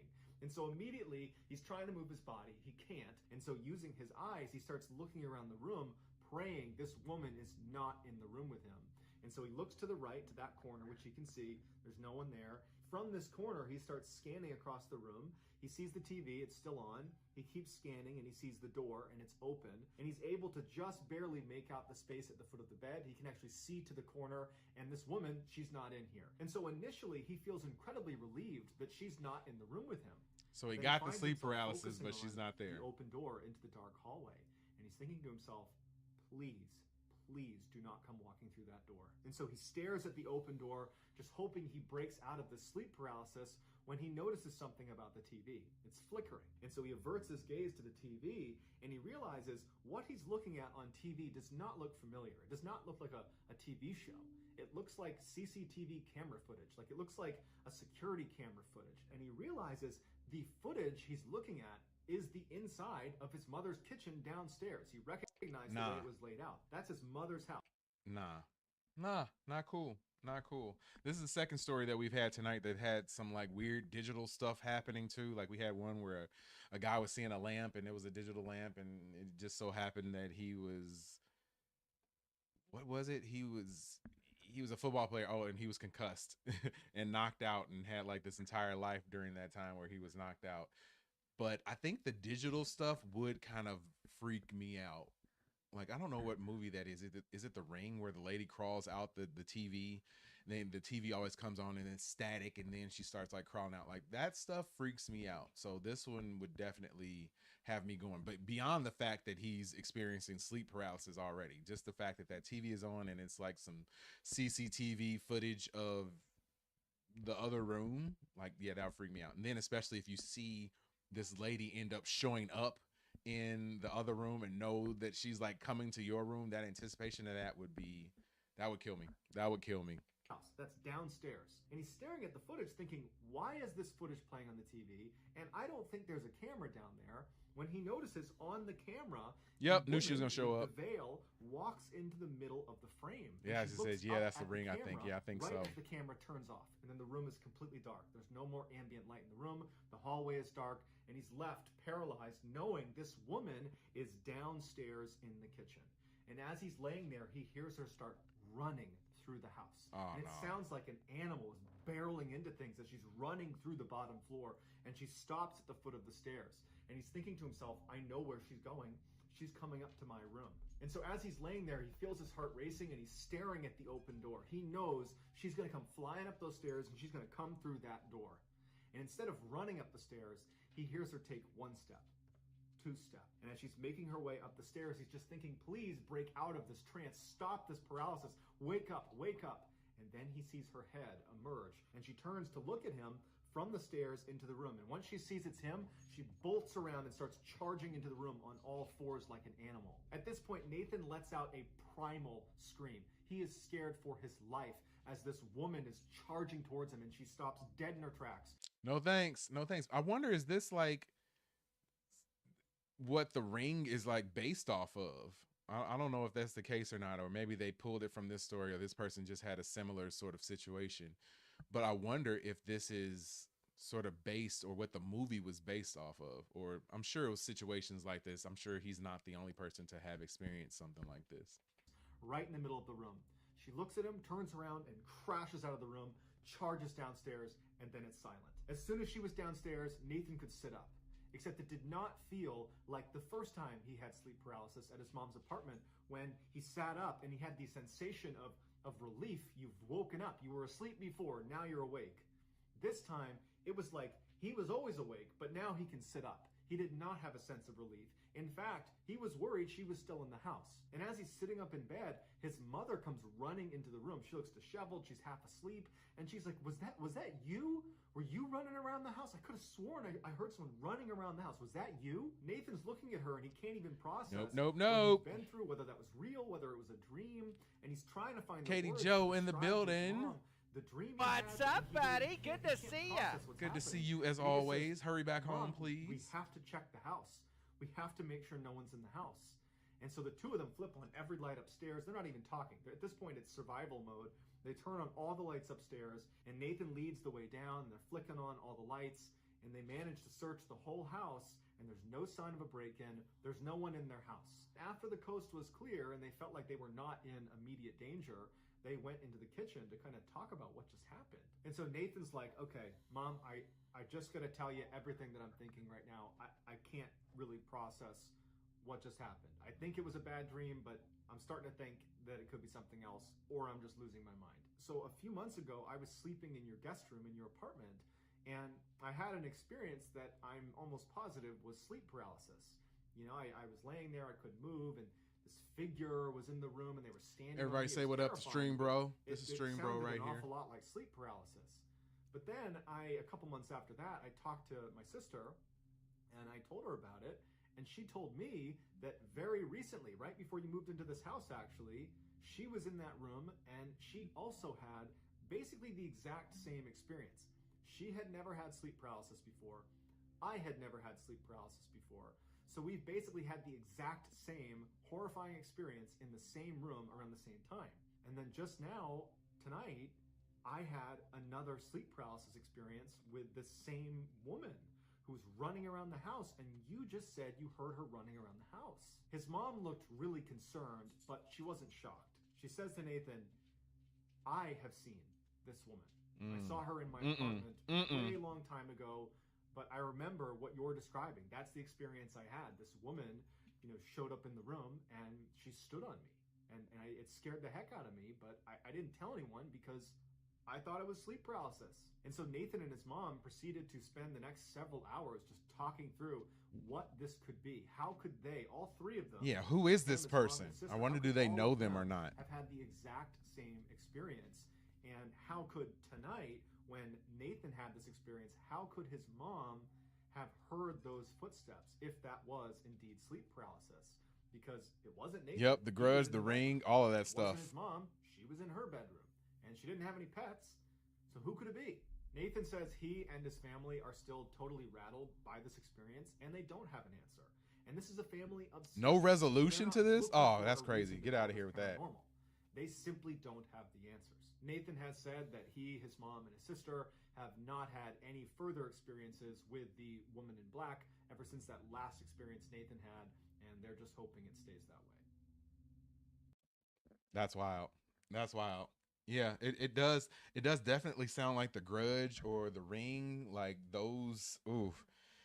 Like I said, I feel like those stories and those movies have been derived from some of these actual stories and situations that have happened in the past. No Name in the building says, what's this? No hello to your favorite No Name. Are you too famous? No, not too famous, but No Name in the building. What's up, buddy? Good to see What's ya. going on? Good to see you as always. And just so anybody knows, whenever we get subscribers on this channel, we like to take you to Club Watch Stuff with us. And right now, we are at 656 subscribers, which is one new subscriber. So we got somewhere we need to go, folks. I'm going to ask you to do something with me real quick. Put those dance emojis up in the chat. Thank you so much for subscribing to Watch Stuff with us. My name is JD, and I am your Club Watch Stuff with Us host for the evening. Right here, we are celebrating our 656 subscribers. So if that is you, please jump in the chat and let us know that it's you. Thank you so much. I don't dance a lot, but I've been dancing a whole bunch lately. We have had over 100 subscribers in the past month, so that is awesome for us. Thank you so much for subscribing to the channel. And just so you know, whoever you are, What's up, buddy? Good to see ya. you get a what's up and you get a I don't have friends. I got family. welcome to the family. We appreciate you. Number 656. Like I said, if you're watching, please jump into the chat and let us know that you are here. No Name says, where are the ES? I don't know what that is. Let me know what you mean, and then I'll respond and I'll answer it. Or are you trolling as usual? 5 stories. It is special because this story is going to be included in our brand new graphic novel coming out October 1st. Yeah, And please support MrBallen in his book, man. I've heard it's great. I have not read it before, but I've heard that it's great. So yeah, let's jump ahead a little bit to this last story, which I guess is called Thorns. Simone, who was 22 years old, who was living in this beautiful town in southwestern Germany called Rudesham am Rhein. Oh, hold on a second. Hold on a second. Get Your Geek On Studio. I love it. I love the name. And it says, hey man, new subscriber here. Thank you so much for subscribing to the channel. And like I said, I got something for you. What's up, buddy? Good to see ya. Good to see you. And I don't have friends. I got family. welcome to the family. Like I said, we celebrate our subscribers here. This is not your average channel. I'm not your average host. We got positive vibes on this channel at all times. And we just want to say thank you for subscribing to the channel. People don't understand how much it means to me personally and to our channel to see the success that we're having and having all these people jump in and be new subscribers, man. So yeah, we try our best to be a channel that you can throw on at any point in time. You can listen to us in the background. We should be your second screen. We are your second screen experience for anything that you like and enjoy that we are also liking and enjoying on this channel. So thank you so much. I really appreciate you for doing that. And please don't be a stranger. We are on all the time, drop videos every day. So yeah, go explore our channel if this is your first time running into Watch Stuff with us. But yeah, thanks for subscribing. winemaking village, and it's gorgeous. There's rolling green hills. There's vineyards as far as the eye can see. It's situated right on the Rhine River. It's like this wonderful place. And Simone had grown up in this village. That's where she lived. And she loved it there. Charmed childhood. She's 22 now. But this summer, she was feeling a little bit down because she was actually getting ready to leave. I love the village artwork and in his start book, the next too. chapter of her life in New York City. Almost But like a instead of graphic dwelling novel. On, this sadness of moving away from home for the first time, she instead was really fixated on what she was going to do that summer, her final summer in Rudesham am Rhein. And so Simone, one of her favorite memories. No of Name her says, entire "Do we need life a in mod?" this We got a village bunch of mods on the is channel, but yeah, when in the people summer, she would go- people come on our channel multiple times, and I mean like consistently, the way we like to say thank you is to add them as mods. So yeah, No Name, you keep showing up. I guarantee you, I will modify you so that you can be a mod and hang out and subscribe, and be a bigger part of the channel, just like you see so many other mods in the channel right now. Oh, and we're at 6:57. So, like I said, we going back to the club, baby. 6:56 in the building. Thank you so much for subscribing to watch stuff with us. As I said, my name is JD, and I am your club host for the evening. As you can see, we got a night that's popping. We got the laser lights going. We got the bar over there. We got the bathrooms in the back. You don't really want to go in there because I don't know if they're going to say, but you don't really want to go in there. All the action is on the dance floor tonight. So welcome to the club. Thank you so much for subscribing. Get those disco balls, those dance emojis going in the chat. Thank you so much for subscribing. I really appreciate you for doing so. And as I always say, if you have subscribed to the channel and you want to jump in the chat and say what's up, go ahead and do so. And just so you know, I don't have friends. I got family. welcome to the family, even though somebody just unsubscribed. So maybe that was you, No Name. You trolling us again, man? Go to the summer camp. There was this beautiful little camp in this forest that was not far from the town. And from the time she was a little kid, she went as an attendee to this camp. There's all these counselors, and there's 200 kids that Yep, go they to took it back. Whatever. Games, and there's, they put on stage plays. And it's just this wonderful, wholesome camping experience. And when she became a teenager, she basically was too old to go to this camp. And so she did what many of the other former Yes, attendees did, no which is take they back eventually seats. transitioned to No becoming take a back counselor, seats. like a volunteer counselor. Oh, we back up to And so 6:57. she became a counselor. So just in case it's a new person, we'll go to the club again real quick. Maybe it's an actual different person, and I'm gonna act like it is. So thank you so much for subscribing to watch stuff with us.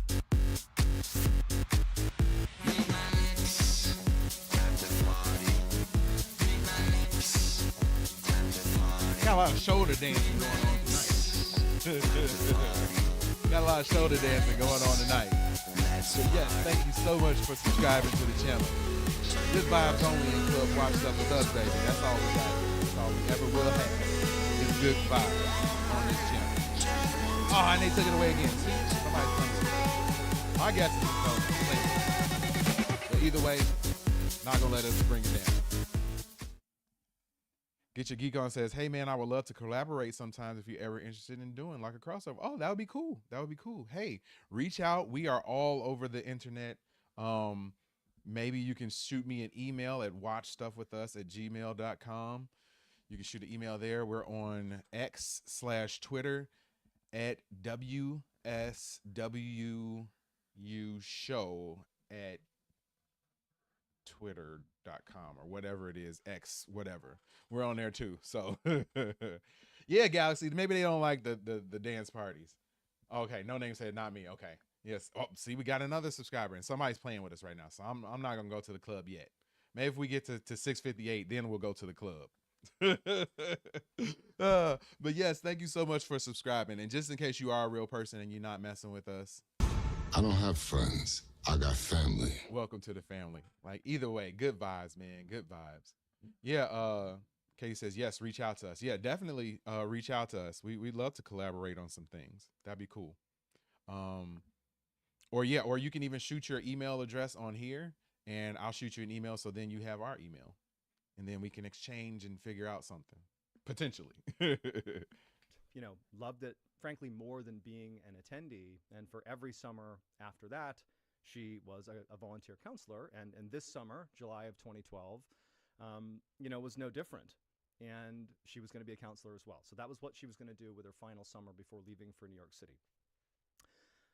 So in mid-July of that year, Simone packs up her stuff and she heads off to this forest to go be a camp counselor. And so the logistics of this camp is the attendees, the children. It's a 2-week-long camp, 200 kids. They would get dropped off by their parents in the morning, and then in the evening they'd get picked up and go back home. But for the counselors, they would actually... Just real quick, I'm super impressed with MrBallen and how he's able to tell these stories like this. And his notes don't look crazy detailed. So that means he really knows his subject matter well, and he's able to really speak on it. And I'm impressed by that. I've been working a lot on my ums and likes and learning how to just pause a little bit when I don't know exactly what I want to say. And like somebody told me today, living in the pause, like, yeah, that takes a talent, and it's difficult to do that. And I noticed that he doesn't do it very much at all. So he's a very talented storyteller. That's really cool to see. And yeah, we keep going from 656 to 657, which is funny, man. So yeah, we got to get to 658 before we go to the club. So maybe we'll get there in a little bit. actually live at the campsite for the 2 weeks. It was like a 2-week time they were out. Yeah, he's definitely scripted. Definitely scripted. You know, the counselors I'm have not kind of created scripted that at all. tradition, if you will, and they told, you know, the staff, if you will, that the reason they were doing that is for efficiency's sake. You know, we got to, you know, we'll be there first thing in the morning because we're living there, and we can set the camp up. And, you know, when the kids go home for the day, we're all going to be there anyways. So it's easier to clean up the camp. You know, there's all these reasons they had for it. But the truth was, the reason the counselors like to stay at this camp and live there is because after the kids would go home at night, all the counselors would retreat to their tents, which they stayed in for these 2 weeks. They put these tents out in the forest. So the camp is like in a clearing, and then basically just into the tree line, they would set up their tents. And the counselors would live out there for the 2 weeks. But once the kids were gone, they would just go out to their little campsite and put a little campfire together. And the drinking age was 16 years old, or it is 16 years old in Germany. And so they just like party, basically. That sounds fun to me. That sounds fun to me. I don't think, well, I've never been to one of those like go away camps where people go for like a summer or something like that. I can't imagine sending any of my kids now to a camp like that. I don't trust people in the world enough anymore, but I know back in the day that definitely was a thing. Have any of you guys ever went to like an away camp where you were there for like a week or 2 weeks or maybe even a month or a full summer or something like that? Have you guys ever done that? Like I said, I've never done that before. I can't imagine sending my kids to do something like that. Moving forward, the world, I don't trust people. And I'll just leave it at that. I don't trust people, but that does seem like a fun experience. And it would be fun for those counselors to be able to stay afterwards. And Lord knows all the different things that they were getting into, being unsupervised themselves and only 16 and throwing alcohol and stuff into the equation. That had to be a fun time for them too. Katie says, crazy, nope. but Yep, like we're on the same page with that one. KR said, summer so camp, lots of mud and crawfish. That sounds kind of fun. Counselor side of being at this camp. That sounds fun. So Simone, mid-July, she heads out to the camp. She gets there a day ahead of when camp starts, and she connects with all of the counselors she hadn't seen for so long, and they set up the camp. And then that night, they did not go out into the woods and have a party. They just set up their tents out in the tree line.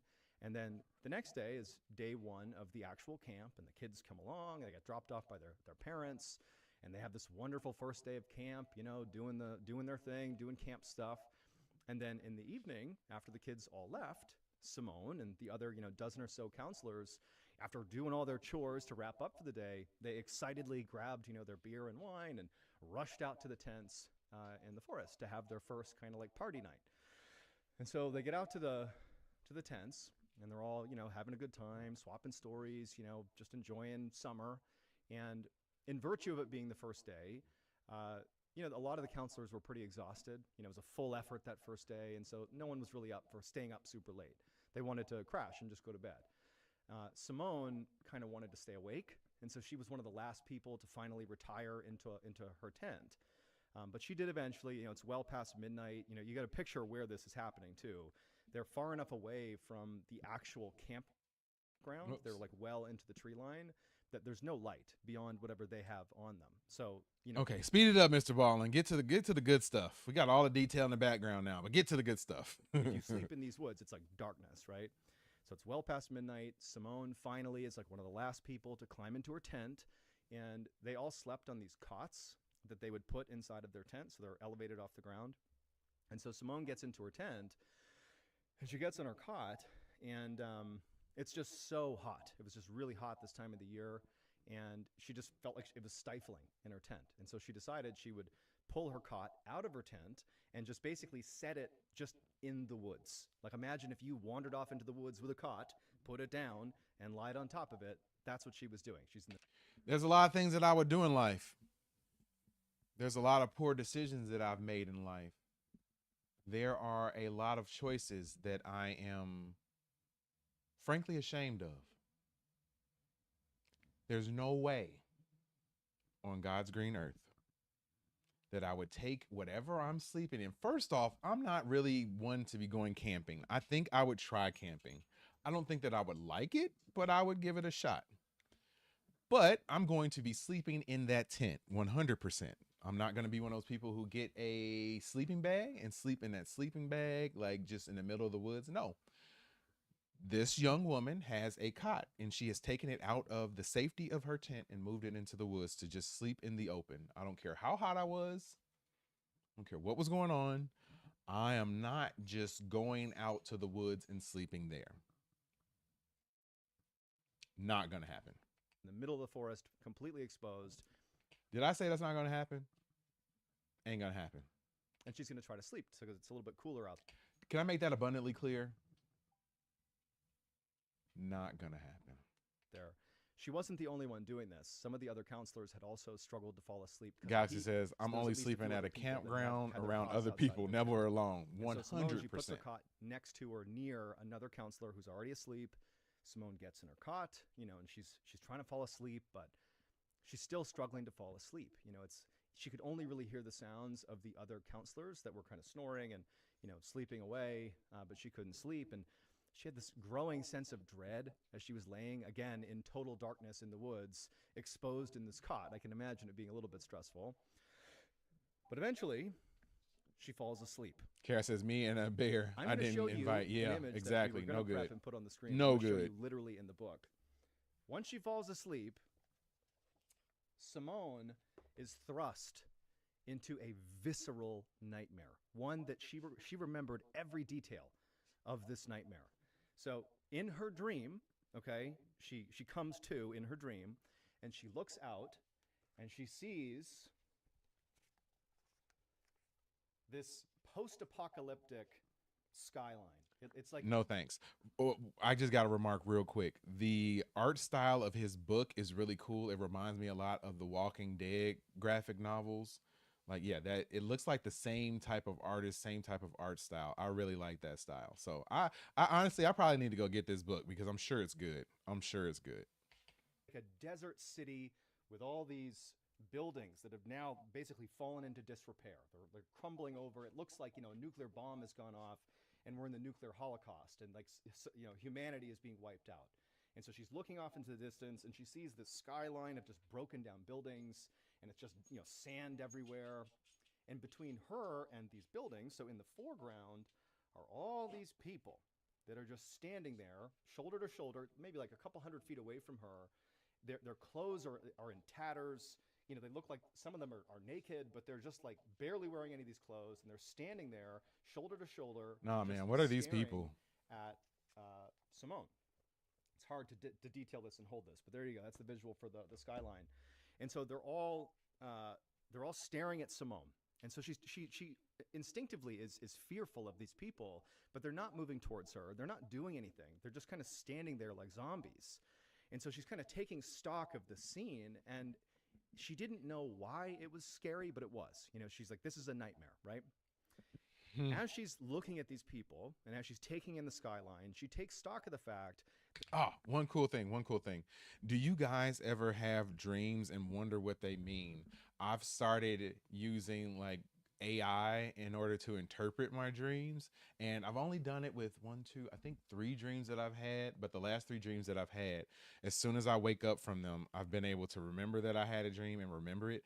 And then I immediately type out like a summary of it on my phone, and then I throw that into like Google AI or Grok or whichever one I'm using at the time, and then ask it like, what does this dream mean? And getting some of the answers of it has been really cool. Like it gives me information that I didn't know about. So yeah, I don't really use AI for a lot of things. I use AI a lot at work with different things that I have to do, but in my personal life, I don't really use it a lot. But that seems like a really cool way of using that as a tool. So if you ever have a dream and you don't know what it means, or you have had a dream in the past, I suggest giving it a try. Like it was really cool. It was really cool. It was a fun experience, and it's something that I'm definitely going to keep doing every time I have a dream now. So it's awesome to understand what those dreams mean and get the deeper meaning behind some of the stuff that at first brush just doesn't make any sense. And if you give the AI enough detail, it can kind of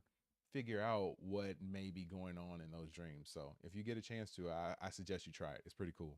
That on either side of her are these two huge men that she doesn't know how, or they're not physically laying hands on her, but she can tell they are the reason that she can't move from the spot she's in. She's kind of rooted to the spot. The guy on her left is not doing anything. He's just standing there.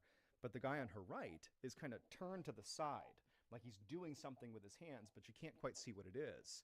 And so, Simone, she's kind of looking over as best as she can at this guy, trying to figure out what he's doing. She's seeing these people and this horrible skyline. And then at some point, the guy on her right turns back around, and in his hand, he's holding what looks like a wreath, like a holiday wreath you would hang on your door, during Christmas time, let's say. And so Simone sees this wreath, doesn't really know what to make. At this point, this dream is totally random. Like none of this stuff really seems overly scary, and everything just sort of seems random. So I'm waiting to find out how they're going to pull this together, or when it becomes actually like terrifying. Make of it. It's this weird, nightmare she's having. But the guy, without saying anything, who's next to Simone, he raises the wreath over her head, right? He's holding it above her head. KR says, what about those dreams where I lost my passport and I can't find it, so I can't go home? If you're stuck in America, that would be a real big problem. That would be a real bad dream. And at this point, the other guy on the left side of Simone, he grabs the other side of this wreath. So now there's 4 hands holding this wreath above Simone's head, okay? I don't know if I'm in frame, so I'm going to go straight on with the camera.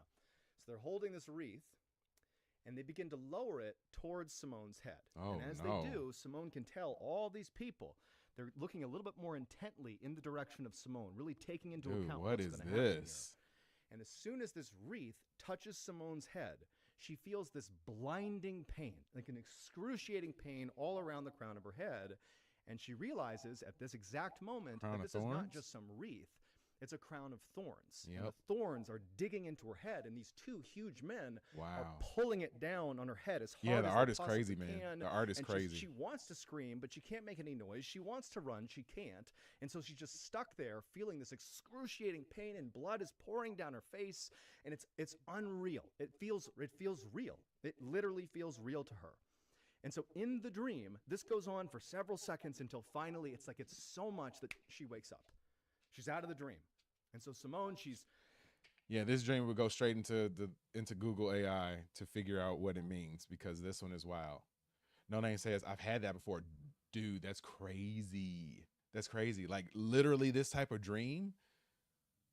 Yeah, let us know. That's wild. In this dark forest, which must have been, disconcerting at first, but she looks around, she's in her cot, she's surrounded by the counselors, she can't really see anything, but she's like, oh, okay, it was just a bad dream. But instinctively, like we all do when we sometimes have, maybe not dreams like this, I hope not, but similar horrible dreams, you kind of check just to make sure you really are not dreaming. And so she reached up and touched her head to make sure she was not, in fact, wearing a crown this of one is thorns. crazy. Yes, And very she touched her crazy. head, and there was no crown of thorns, and so she's relieved. No, they said then I killed When she Freddy. brought her hand back down, she can't see her hand. It's too dark.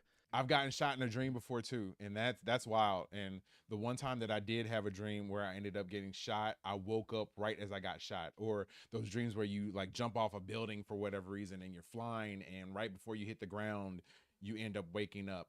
I would always do it with my my steps in my house going to my basement. It was like 10 steps, I believe. And I would always have awesome dreams where I just jump from the steps and I'm like flying and it's really cool. But then right before I get ready to hit the ground and hit the wall, I would wake up. But she felt like there was something on it, something sticky. And at the same time, as she's noticing that there's something sticky on her head, she begins to feel this pain bubbling up around her head that was very similar to the pain she felt in her dream. And so as this pain is ratcheting up and up and up, she catches out of the corner of her eye. Again, it's very dark, but maybe out of the moonlight or something, she could either hear something or barely see something running around in the tree line near her, kind of scurrying off away from her. She has no idea what it is, but she can't even focus on it because now the pain, the real pain, not the phantom pain in her dream, but the actual pain into her head is so blinding, she can only focus on that. Yeah, so where's this? And this is the real world. So where is this pain actually coming from? Galaxy says, I've had the dream where you fall and you wake up. Been a long time since I had one of those, but OMG. Yeah, it's been a while since I've had one too. And I definitely used to have them way more as a kid. But that is an interesting feeling to go from almost the high of flying to the terror of hitting the ground. It's rough. No Name says, always get sleep paralysis, though. If I sleep on my back, it's happened. That much I know when it's happened. Yeah, there were actually videos, and if you want to do it, you can go back and look at the videos that we watched before, but 2 of them actually featured sleep paralysis, and I haven't had that before, but some of the people in the chat say that they have. That is a wild feeling. I cannot imagine going through that. No Name says, I can shut my eyes when it's happening, if that makes sense. Makes total sense. Totally get that. That's wild. I don't know how I react to that one. That has to be one of my biggest fears, probably, is to have something like that happen and know that it's happening and not be able to do anything about it. Have you guys ever had a dream where you could interact with the dream and you knew that you were dreaming? I've had that too. And I've had that more recently as well, to have a dream where you know that you're dreaming and you're like, oh, snap. I'll say that word. I'm dreaming and I know that I'm dreaming. So let me go and try this. And then to try it and then you do it and it's awesome. Those are fun dreams. Those are fun dreams. And it finally gets to the point where she starts to panic. She doesn't know what's going on. She's realizing this is blood. That's what I touched my head. There's blood on my head. And so she begins to scream. So she's screaming. And the girl who's next to her, the other counselor, wakes up because the girl's screaming right next to her. The counselor sits up. She sees Simone screaming. She's like, what's going on? What's going on? She can't see Simone. It's too dark. And so this other counselor fumbles for a flashlight, grabs a flashlight, turns around, and shines it on Simone's face. And the second Simone is illuminated and this counselor can see her, the other counselor begins to scream at what she sees on Simone's head. And so for the next 15 minutes, it is absolute chaos in the forest as people are screaming. They're trying to figure out what's going on. 15 minutes, that's a long time. Counselors are waking up. Nobody knows what's going on. And in the course of those 15 minutes, the other counselors grab Simone. They put her into one of the vehicles they had at the camp. And by this point, Simone is vomiting. She's still bleeding from her head. And they rushed her to the hospital. No Name says, at the beginning, it was a woman jumping on top of me. Now, when it's happening, it's like a seizure. That's terrifying, man. That's terrifying. Like I said, I haven't had a ton of unpleasant dreams, but I could not imagine having something like that happen where you are awake, conscious, and you realize what's going on. That's rough. That is rough. I wish I could poll right now and say, what do you think happened? But I'll tell you what happened. When Simone was having that dream, the dream where she sees the city skyline and what is this? And then suddenly she felt the thorns being driven into her head. Well, the pain she was feeling in her dream of something driving into her head was synced up with actual pain she was feeling in real life. There was something digging into her head, but for some reason, her body, her brain, didn't process the pain in real life the way you would think you would, like wake up because something's happening to you. Instead, the thing that was happening in real life to Simone's head kind of manifested itself in this dream. So we basically believe Simone was already having a nightmare. I've had that happen before, where you have things going on outside of your dream that are like influencing your dream. Or if you hear a sound, somehow that sound ends up being in your dream. Or if there's something going on, you have a dream, you wake up, and then you realize that the sound that you were hearing was like the TV and something on the TV, and that interacts with your dream. I've had that happen before. I've never had something like physically happening to me that manifested in a dream, though, like in this situation. She's in this post-apocalyptic landscape, and then something in real life began happening to her head, and it entered her dream. That was the crown of thorns. Well, the real thing that was happening was a fox had snuck into the camp where it was living in the forest, wandered up to Simone, and began eating her scalp. And it sat there and ate her head and took at least 20 I'm a side solid sleeper too. bites out of her head before the pain in real life that had manifested in her dream got so extreme that Simone bolted upright, and her sitting upright scared the fox. A fox chewing on her head. That's what she gets. Everybody else in these dreams, I kind of have felt sorry for them. Simone, I don't feel sorry for you, lady. You decided to go and take your cot and go sleep in the forest, and now you're sad because you had a fox chewing your head. You lucky that it was just a fox chewing on your head, and they just chewed there and didn't unalive you, because that I couldn't even be mad. Couldn't even be mad at all. I'd have to just shake my head and say, yeah, you know what? I kind of asked for that one, so I'm going to chalk it up as an L. Take a big fat L on that one, Simone. Off, and almost certainly that is the thing she saw scurrying off into the forest. And she was rushed to the hospital. She would be saved, and they actually were able to. Care said that's some Moon Knight. Yeah. Again, and they hid the scars in her hairline. But I spoke to Simone, so I mentioned there was a Galaxy says she's lucky she survived. Yeah, for real. To be honest, Simone posted this story on our subreddit. It was about her and this experience. You know, she described this whole story and how after it happened, she was so traumatized that she not only could not go back in that forest ever again, but she couldn't go into any forests anymore. I mean, it's like, okay, I get that. But Simone, you did this to yourself, young lady. You did this to yourself. So don't take it out on the forest that you were not smart. Don't take it out on the fox because you were not smart. If you're going to blame anyone, blame yourself. Normally, I take a more positive route with a lot of these stories, but this one, Nope. Your fault. Not very bright, young lady. Not very bright. Galaxy said I don't blame her for that one. No Name says, people think I'm lying. It's all true. Don't know why it happens. No, I 100% believe you, because I've seen enough and heard enough people have those stories, especially of like sleep paralysis and stuff like that. I've seen enough of that. I've heard enough of those stories that I 100% believe you. And that does happen to a lot of people. Like I said, it's never happened to me, but I'm certain that it happens to a lot of people. It's like true PTSD. And she said she still has phantom pain. Said it's a thing for real, we believe. Yeah, 100%. And she also said that because it was a fox, she had to go through this insane like rabies protocol. Rabies is a lethal, disease you can get from animals that have it. It's treatable, but she had all these shots she had to get. I mean, it was like this horrible experience, but she lived, and she's one of our amazing members of the Strange, Dark, and Mysterious community. And so, yeah, that story is a wild one, and it's one of the stories in our graphic novel here. Just to show that image again. Pretty cool, huh? Pretty good. Go to cam 2, see if you can zoom in on that again. I can't show too much, but here's what you get to see. Pretty good stuff. That's awesome, man. I wouldn't mind anybody supporting MrBallen. I'm gonna have to go out there and do that myself. Yo.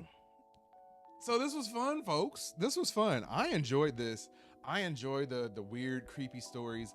I really enjoy, more so than the weird, creepy stories, I enjoy the conversation that it sparks with everybody who's on the channel. Like, this is fun, having these types of conversations and talking about our own life experiences that have happened that relate to the story that MrBallen is telling or whoever else is telling.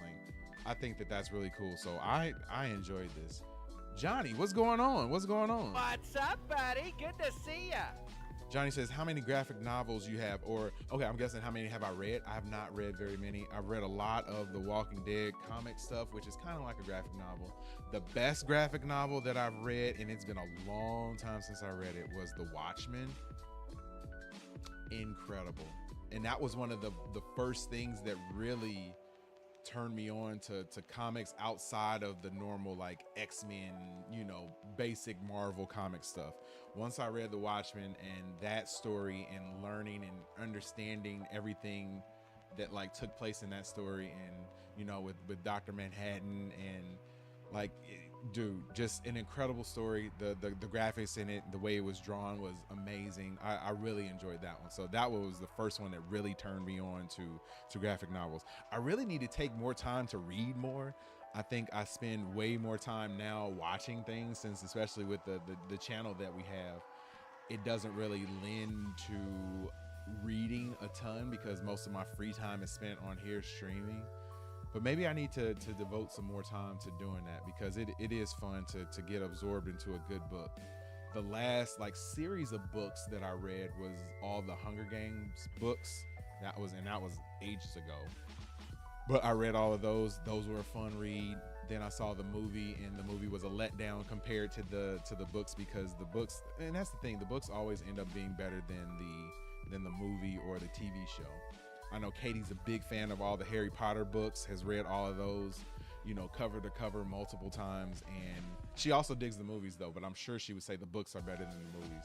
I'm actually excited for the Harry Potter show that's going to be coming out soon. And I know we will be covering that one whenever it drops. I think it drops at some point next year. So we will definitely be on to watch that one and to cover that one.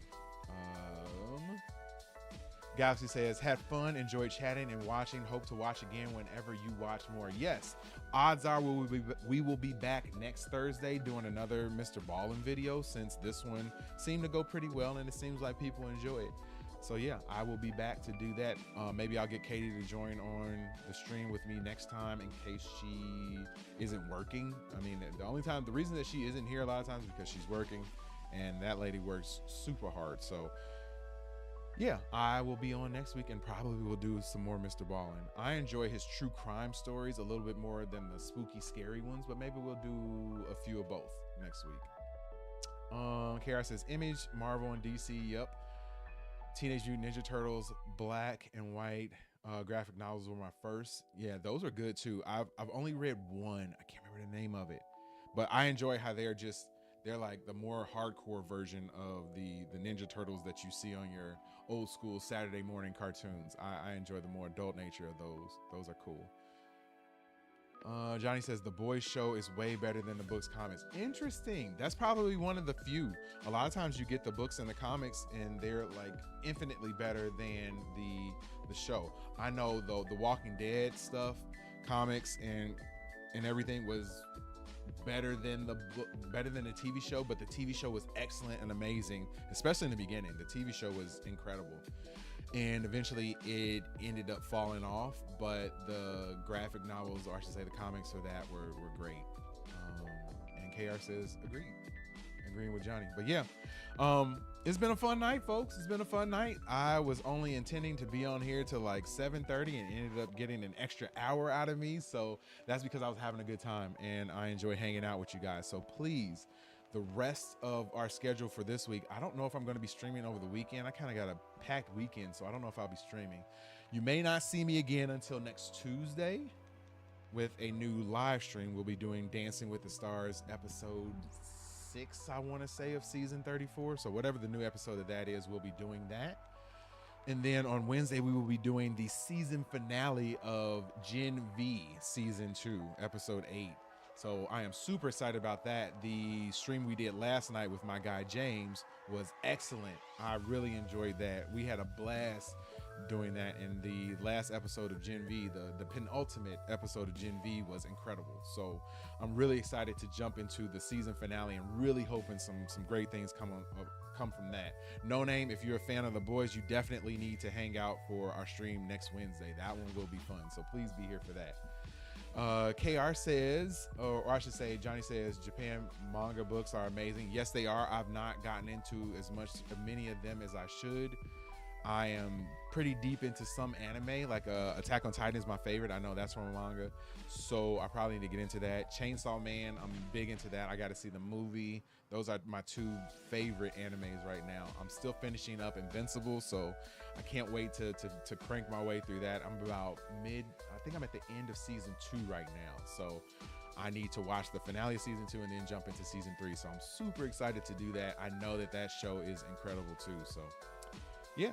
KR says, thanks JD and Katie for the cameo. Have a good night, everyone. Yes, 100%. Thank you for hanging out, KR. Much love to you as always, the MVP of our channel, man. We really appreciate you, bro.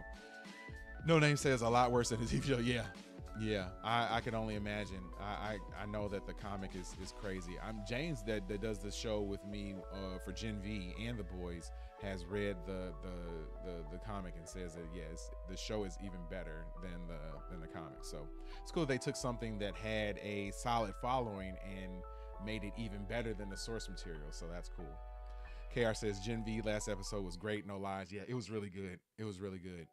Really good. So I'm really hyped for the season finale. So yeah, next week we'll do Dancing with the Stars on Tuesday, Gen V season finale on Wednesday, and then Thursday we'll be back with another MrBallen video. Maybe we'll sprinkle in a little bit of Y-Files, conspiracy videos. I love those too. I don't know if you guys are fans of conspiracy theory videos, but I love stuff like that.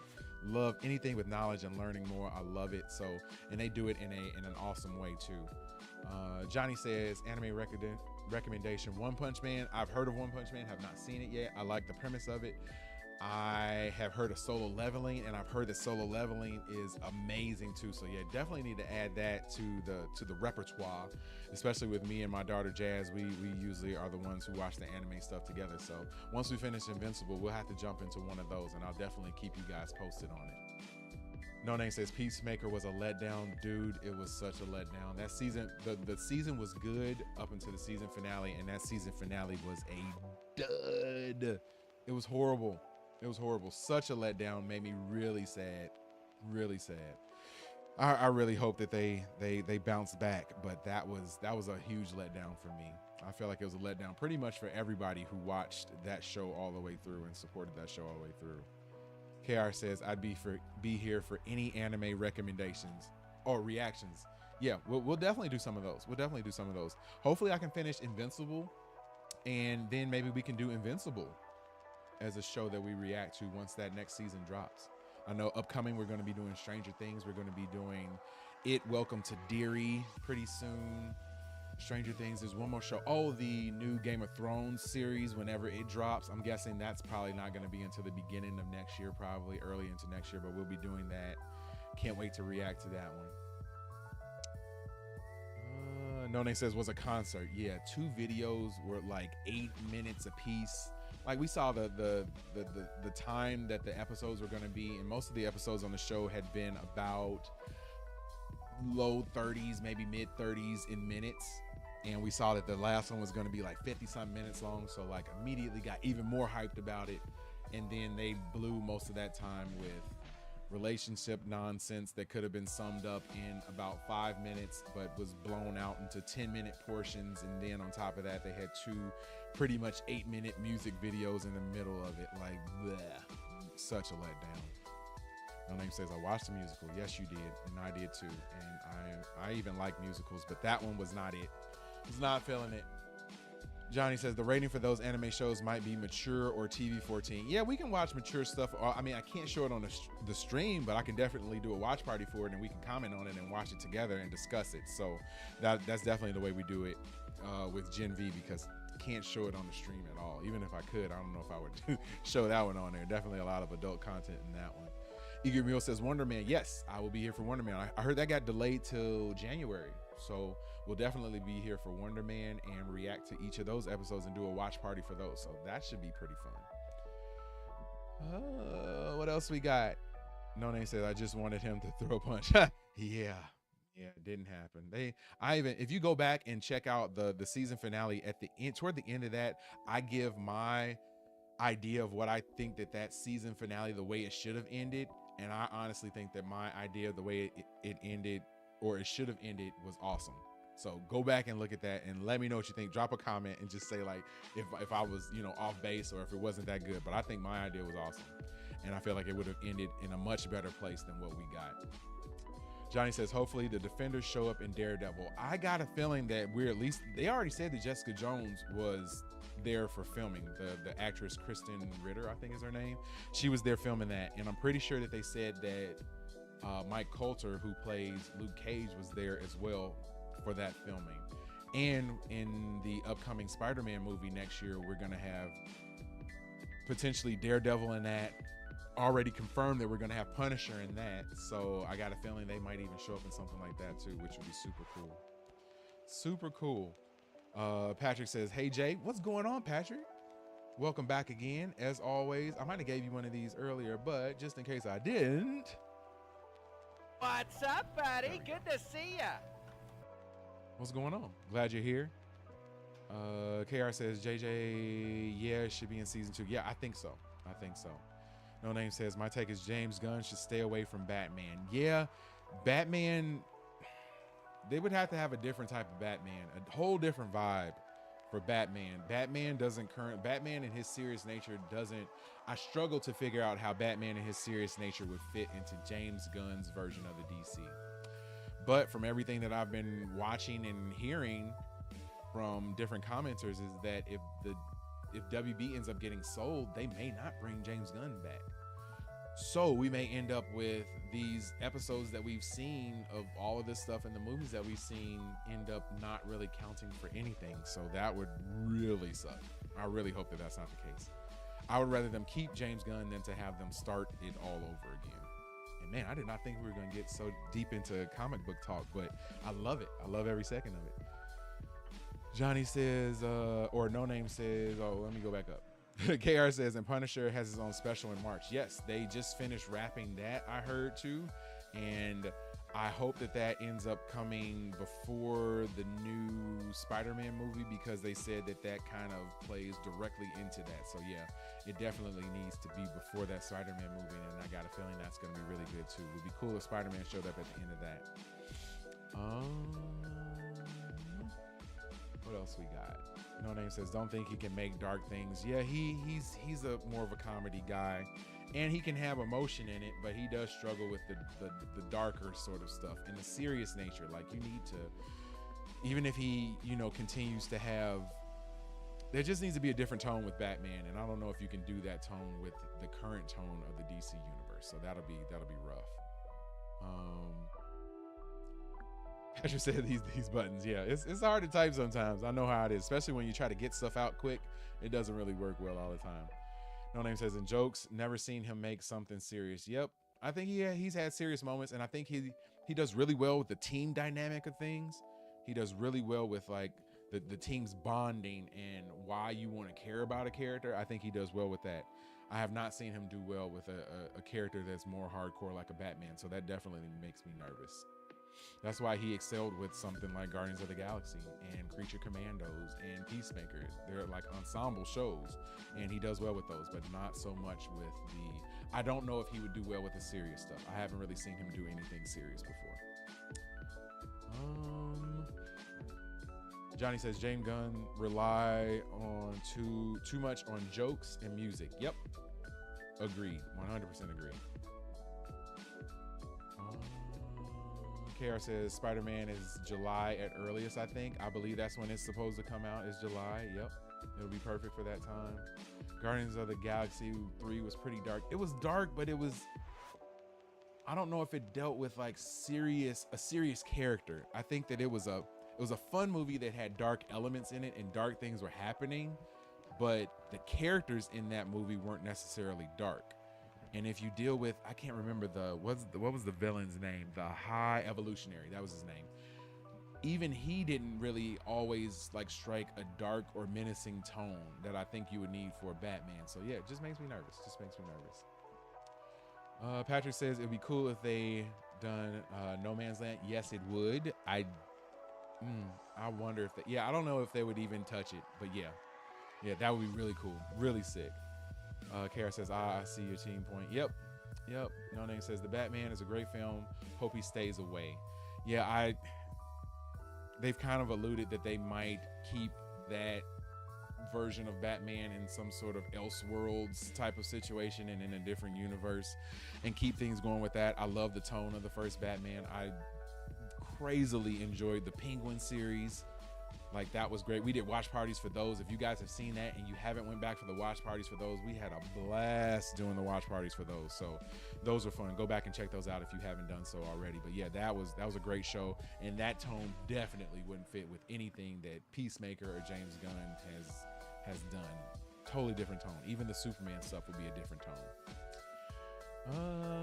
No Name says he's been trying to get that Batman to his universe. Yeah, and if he does it, I think that they're gonna have to change Robert Pattinson a little bit and make his character a little bit different, because that character would not fit on screen well with Superman.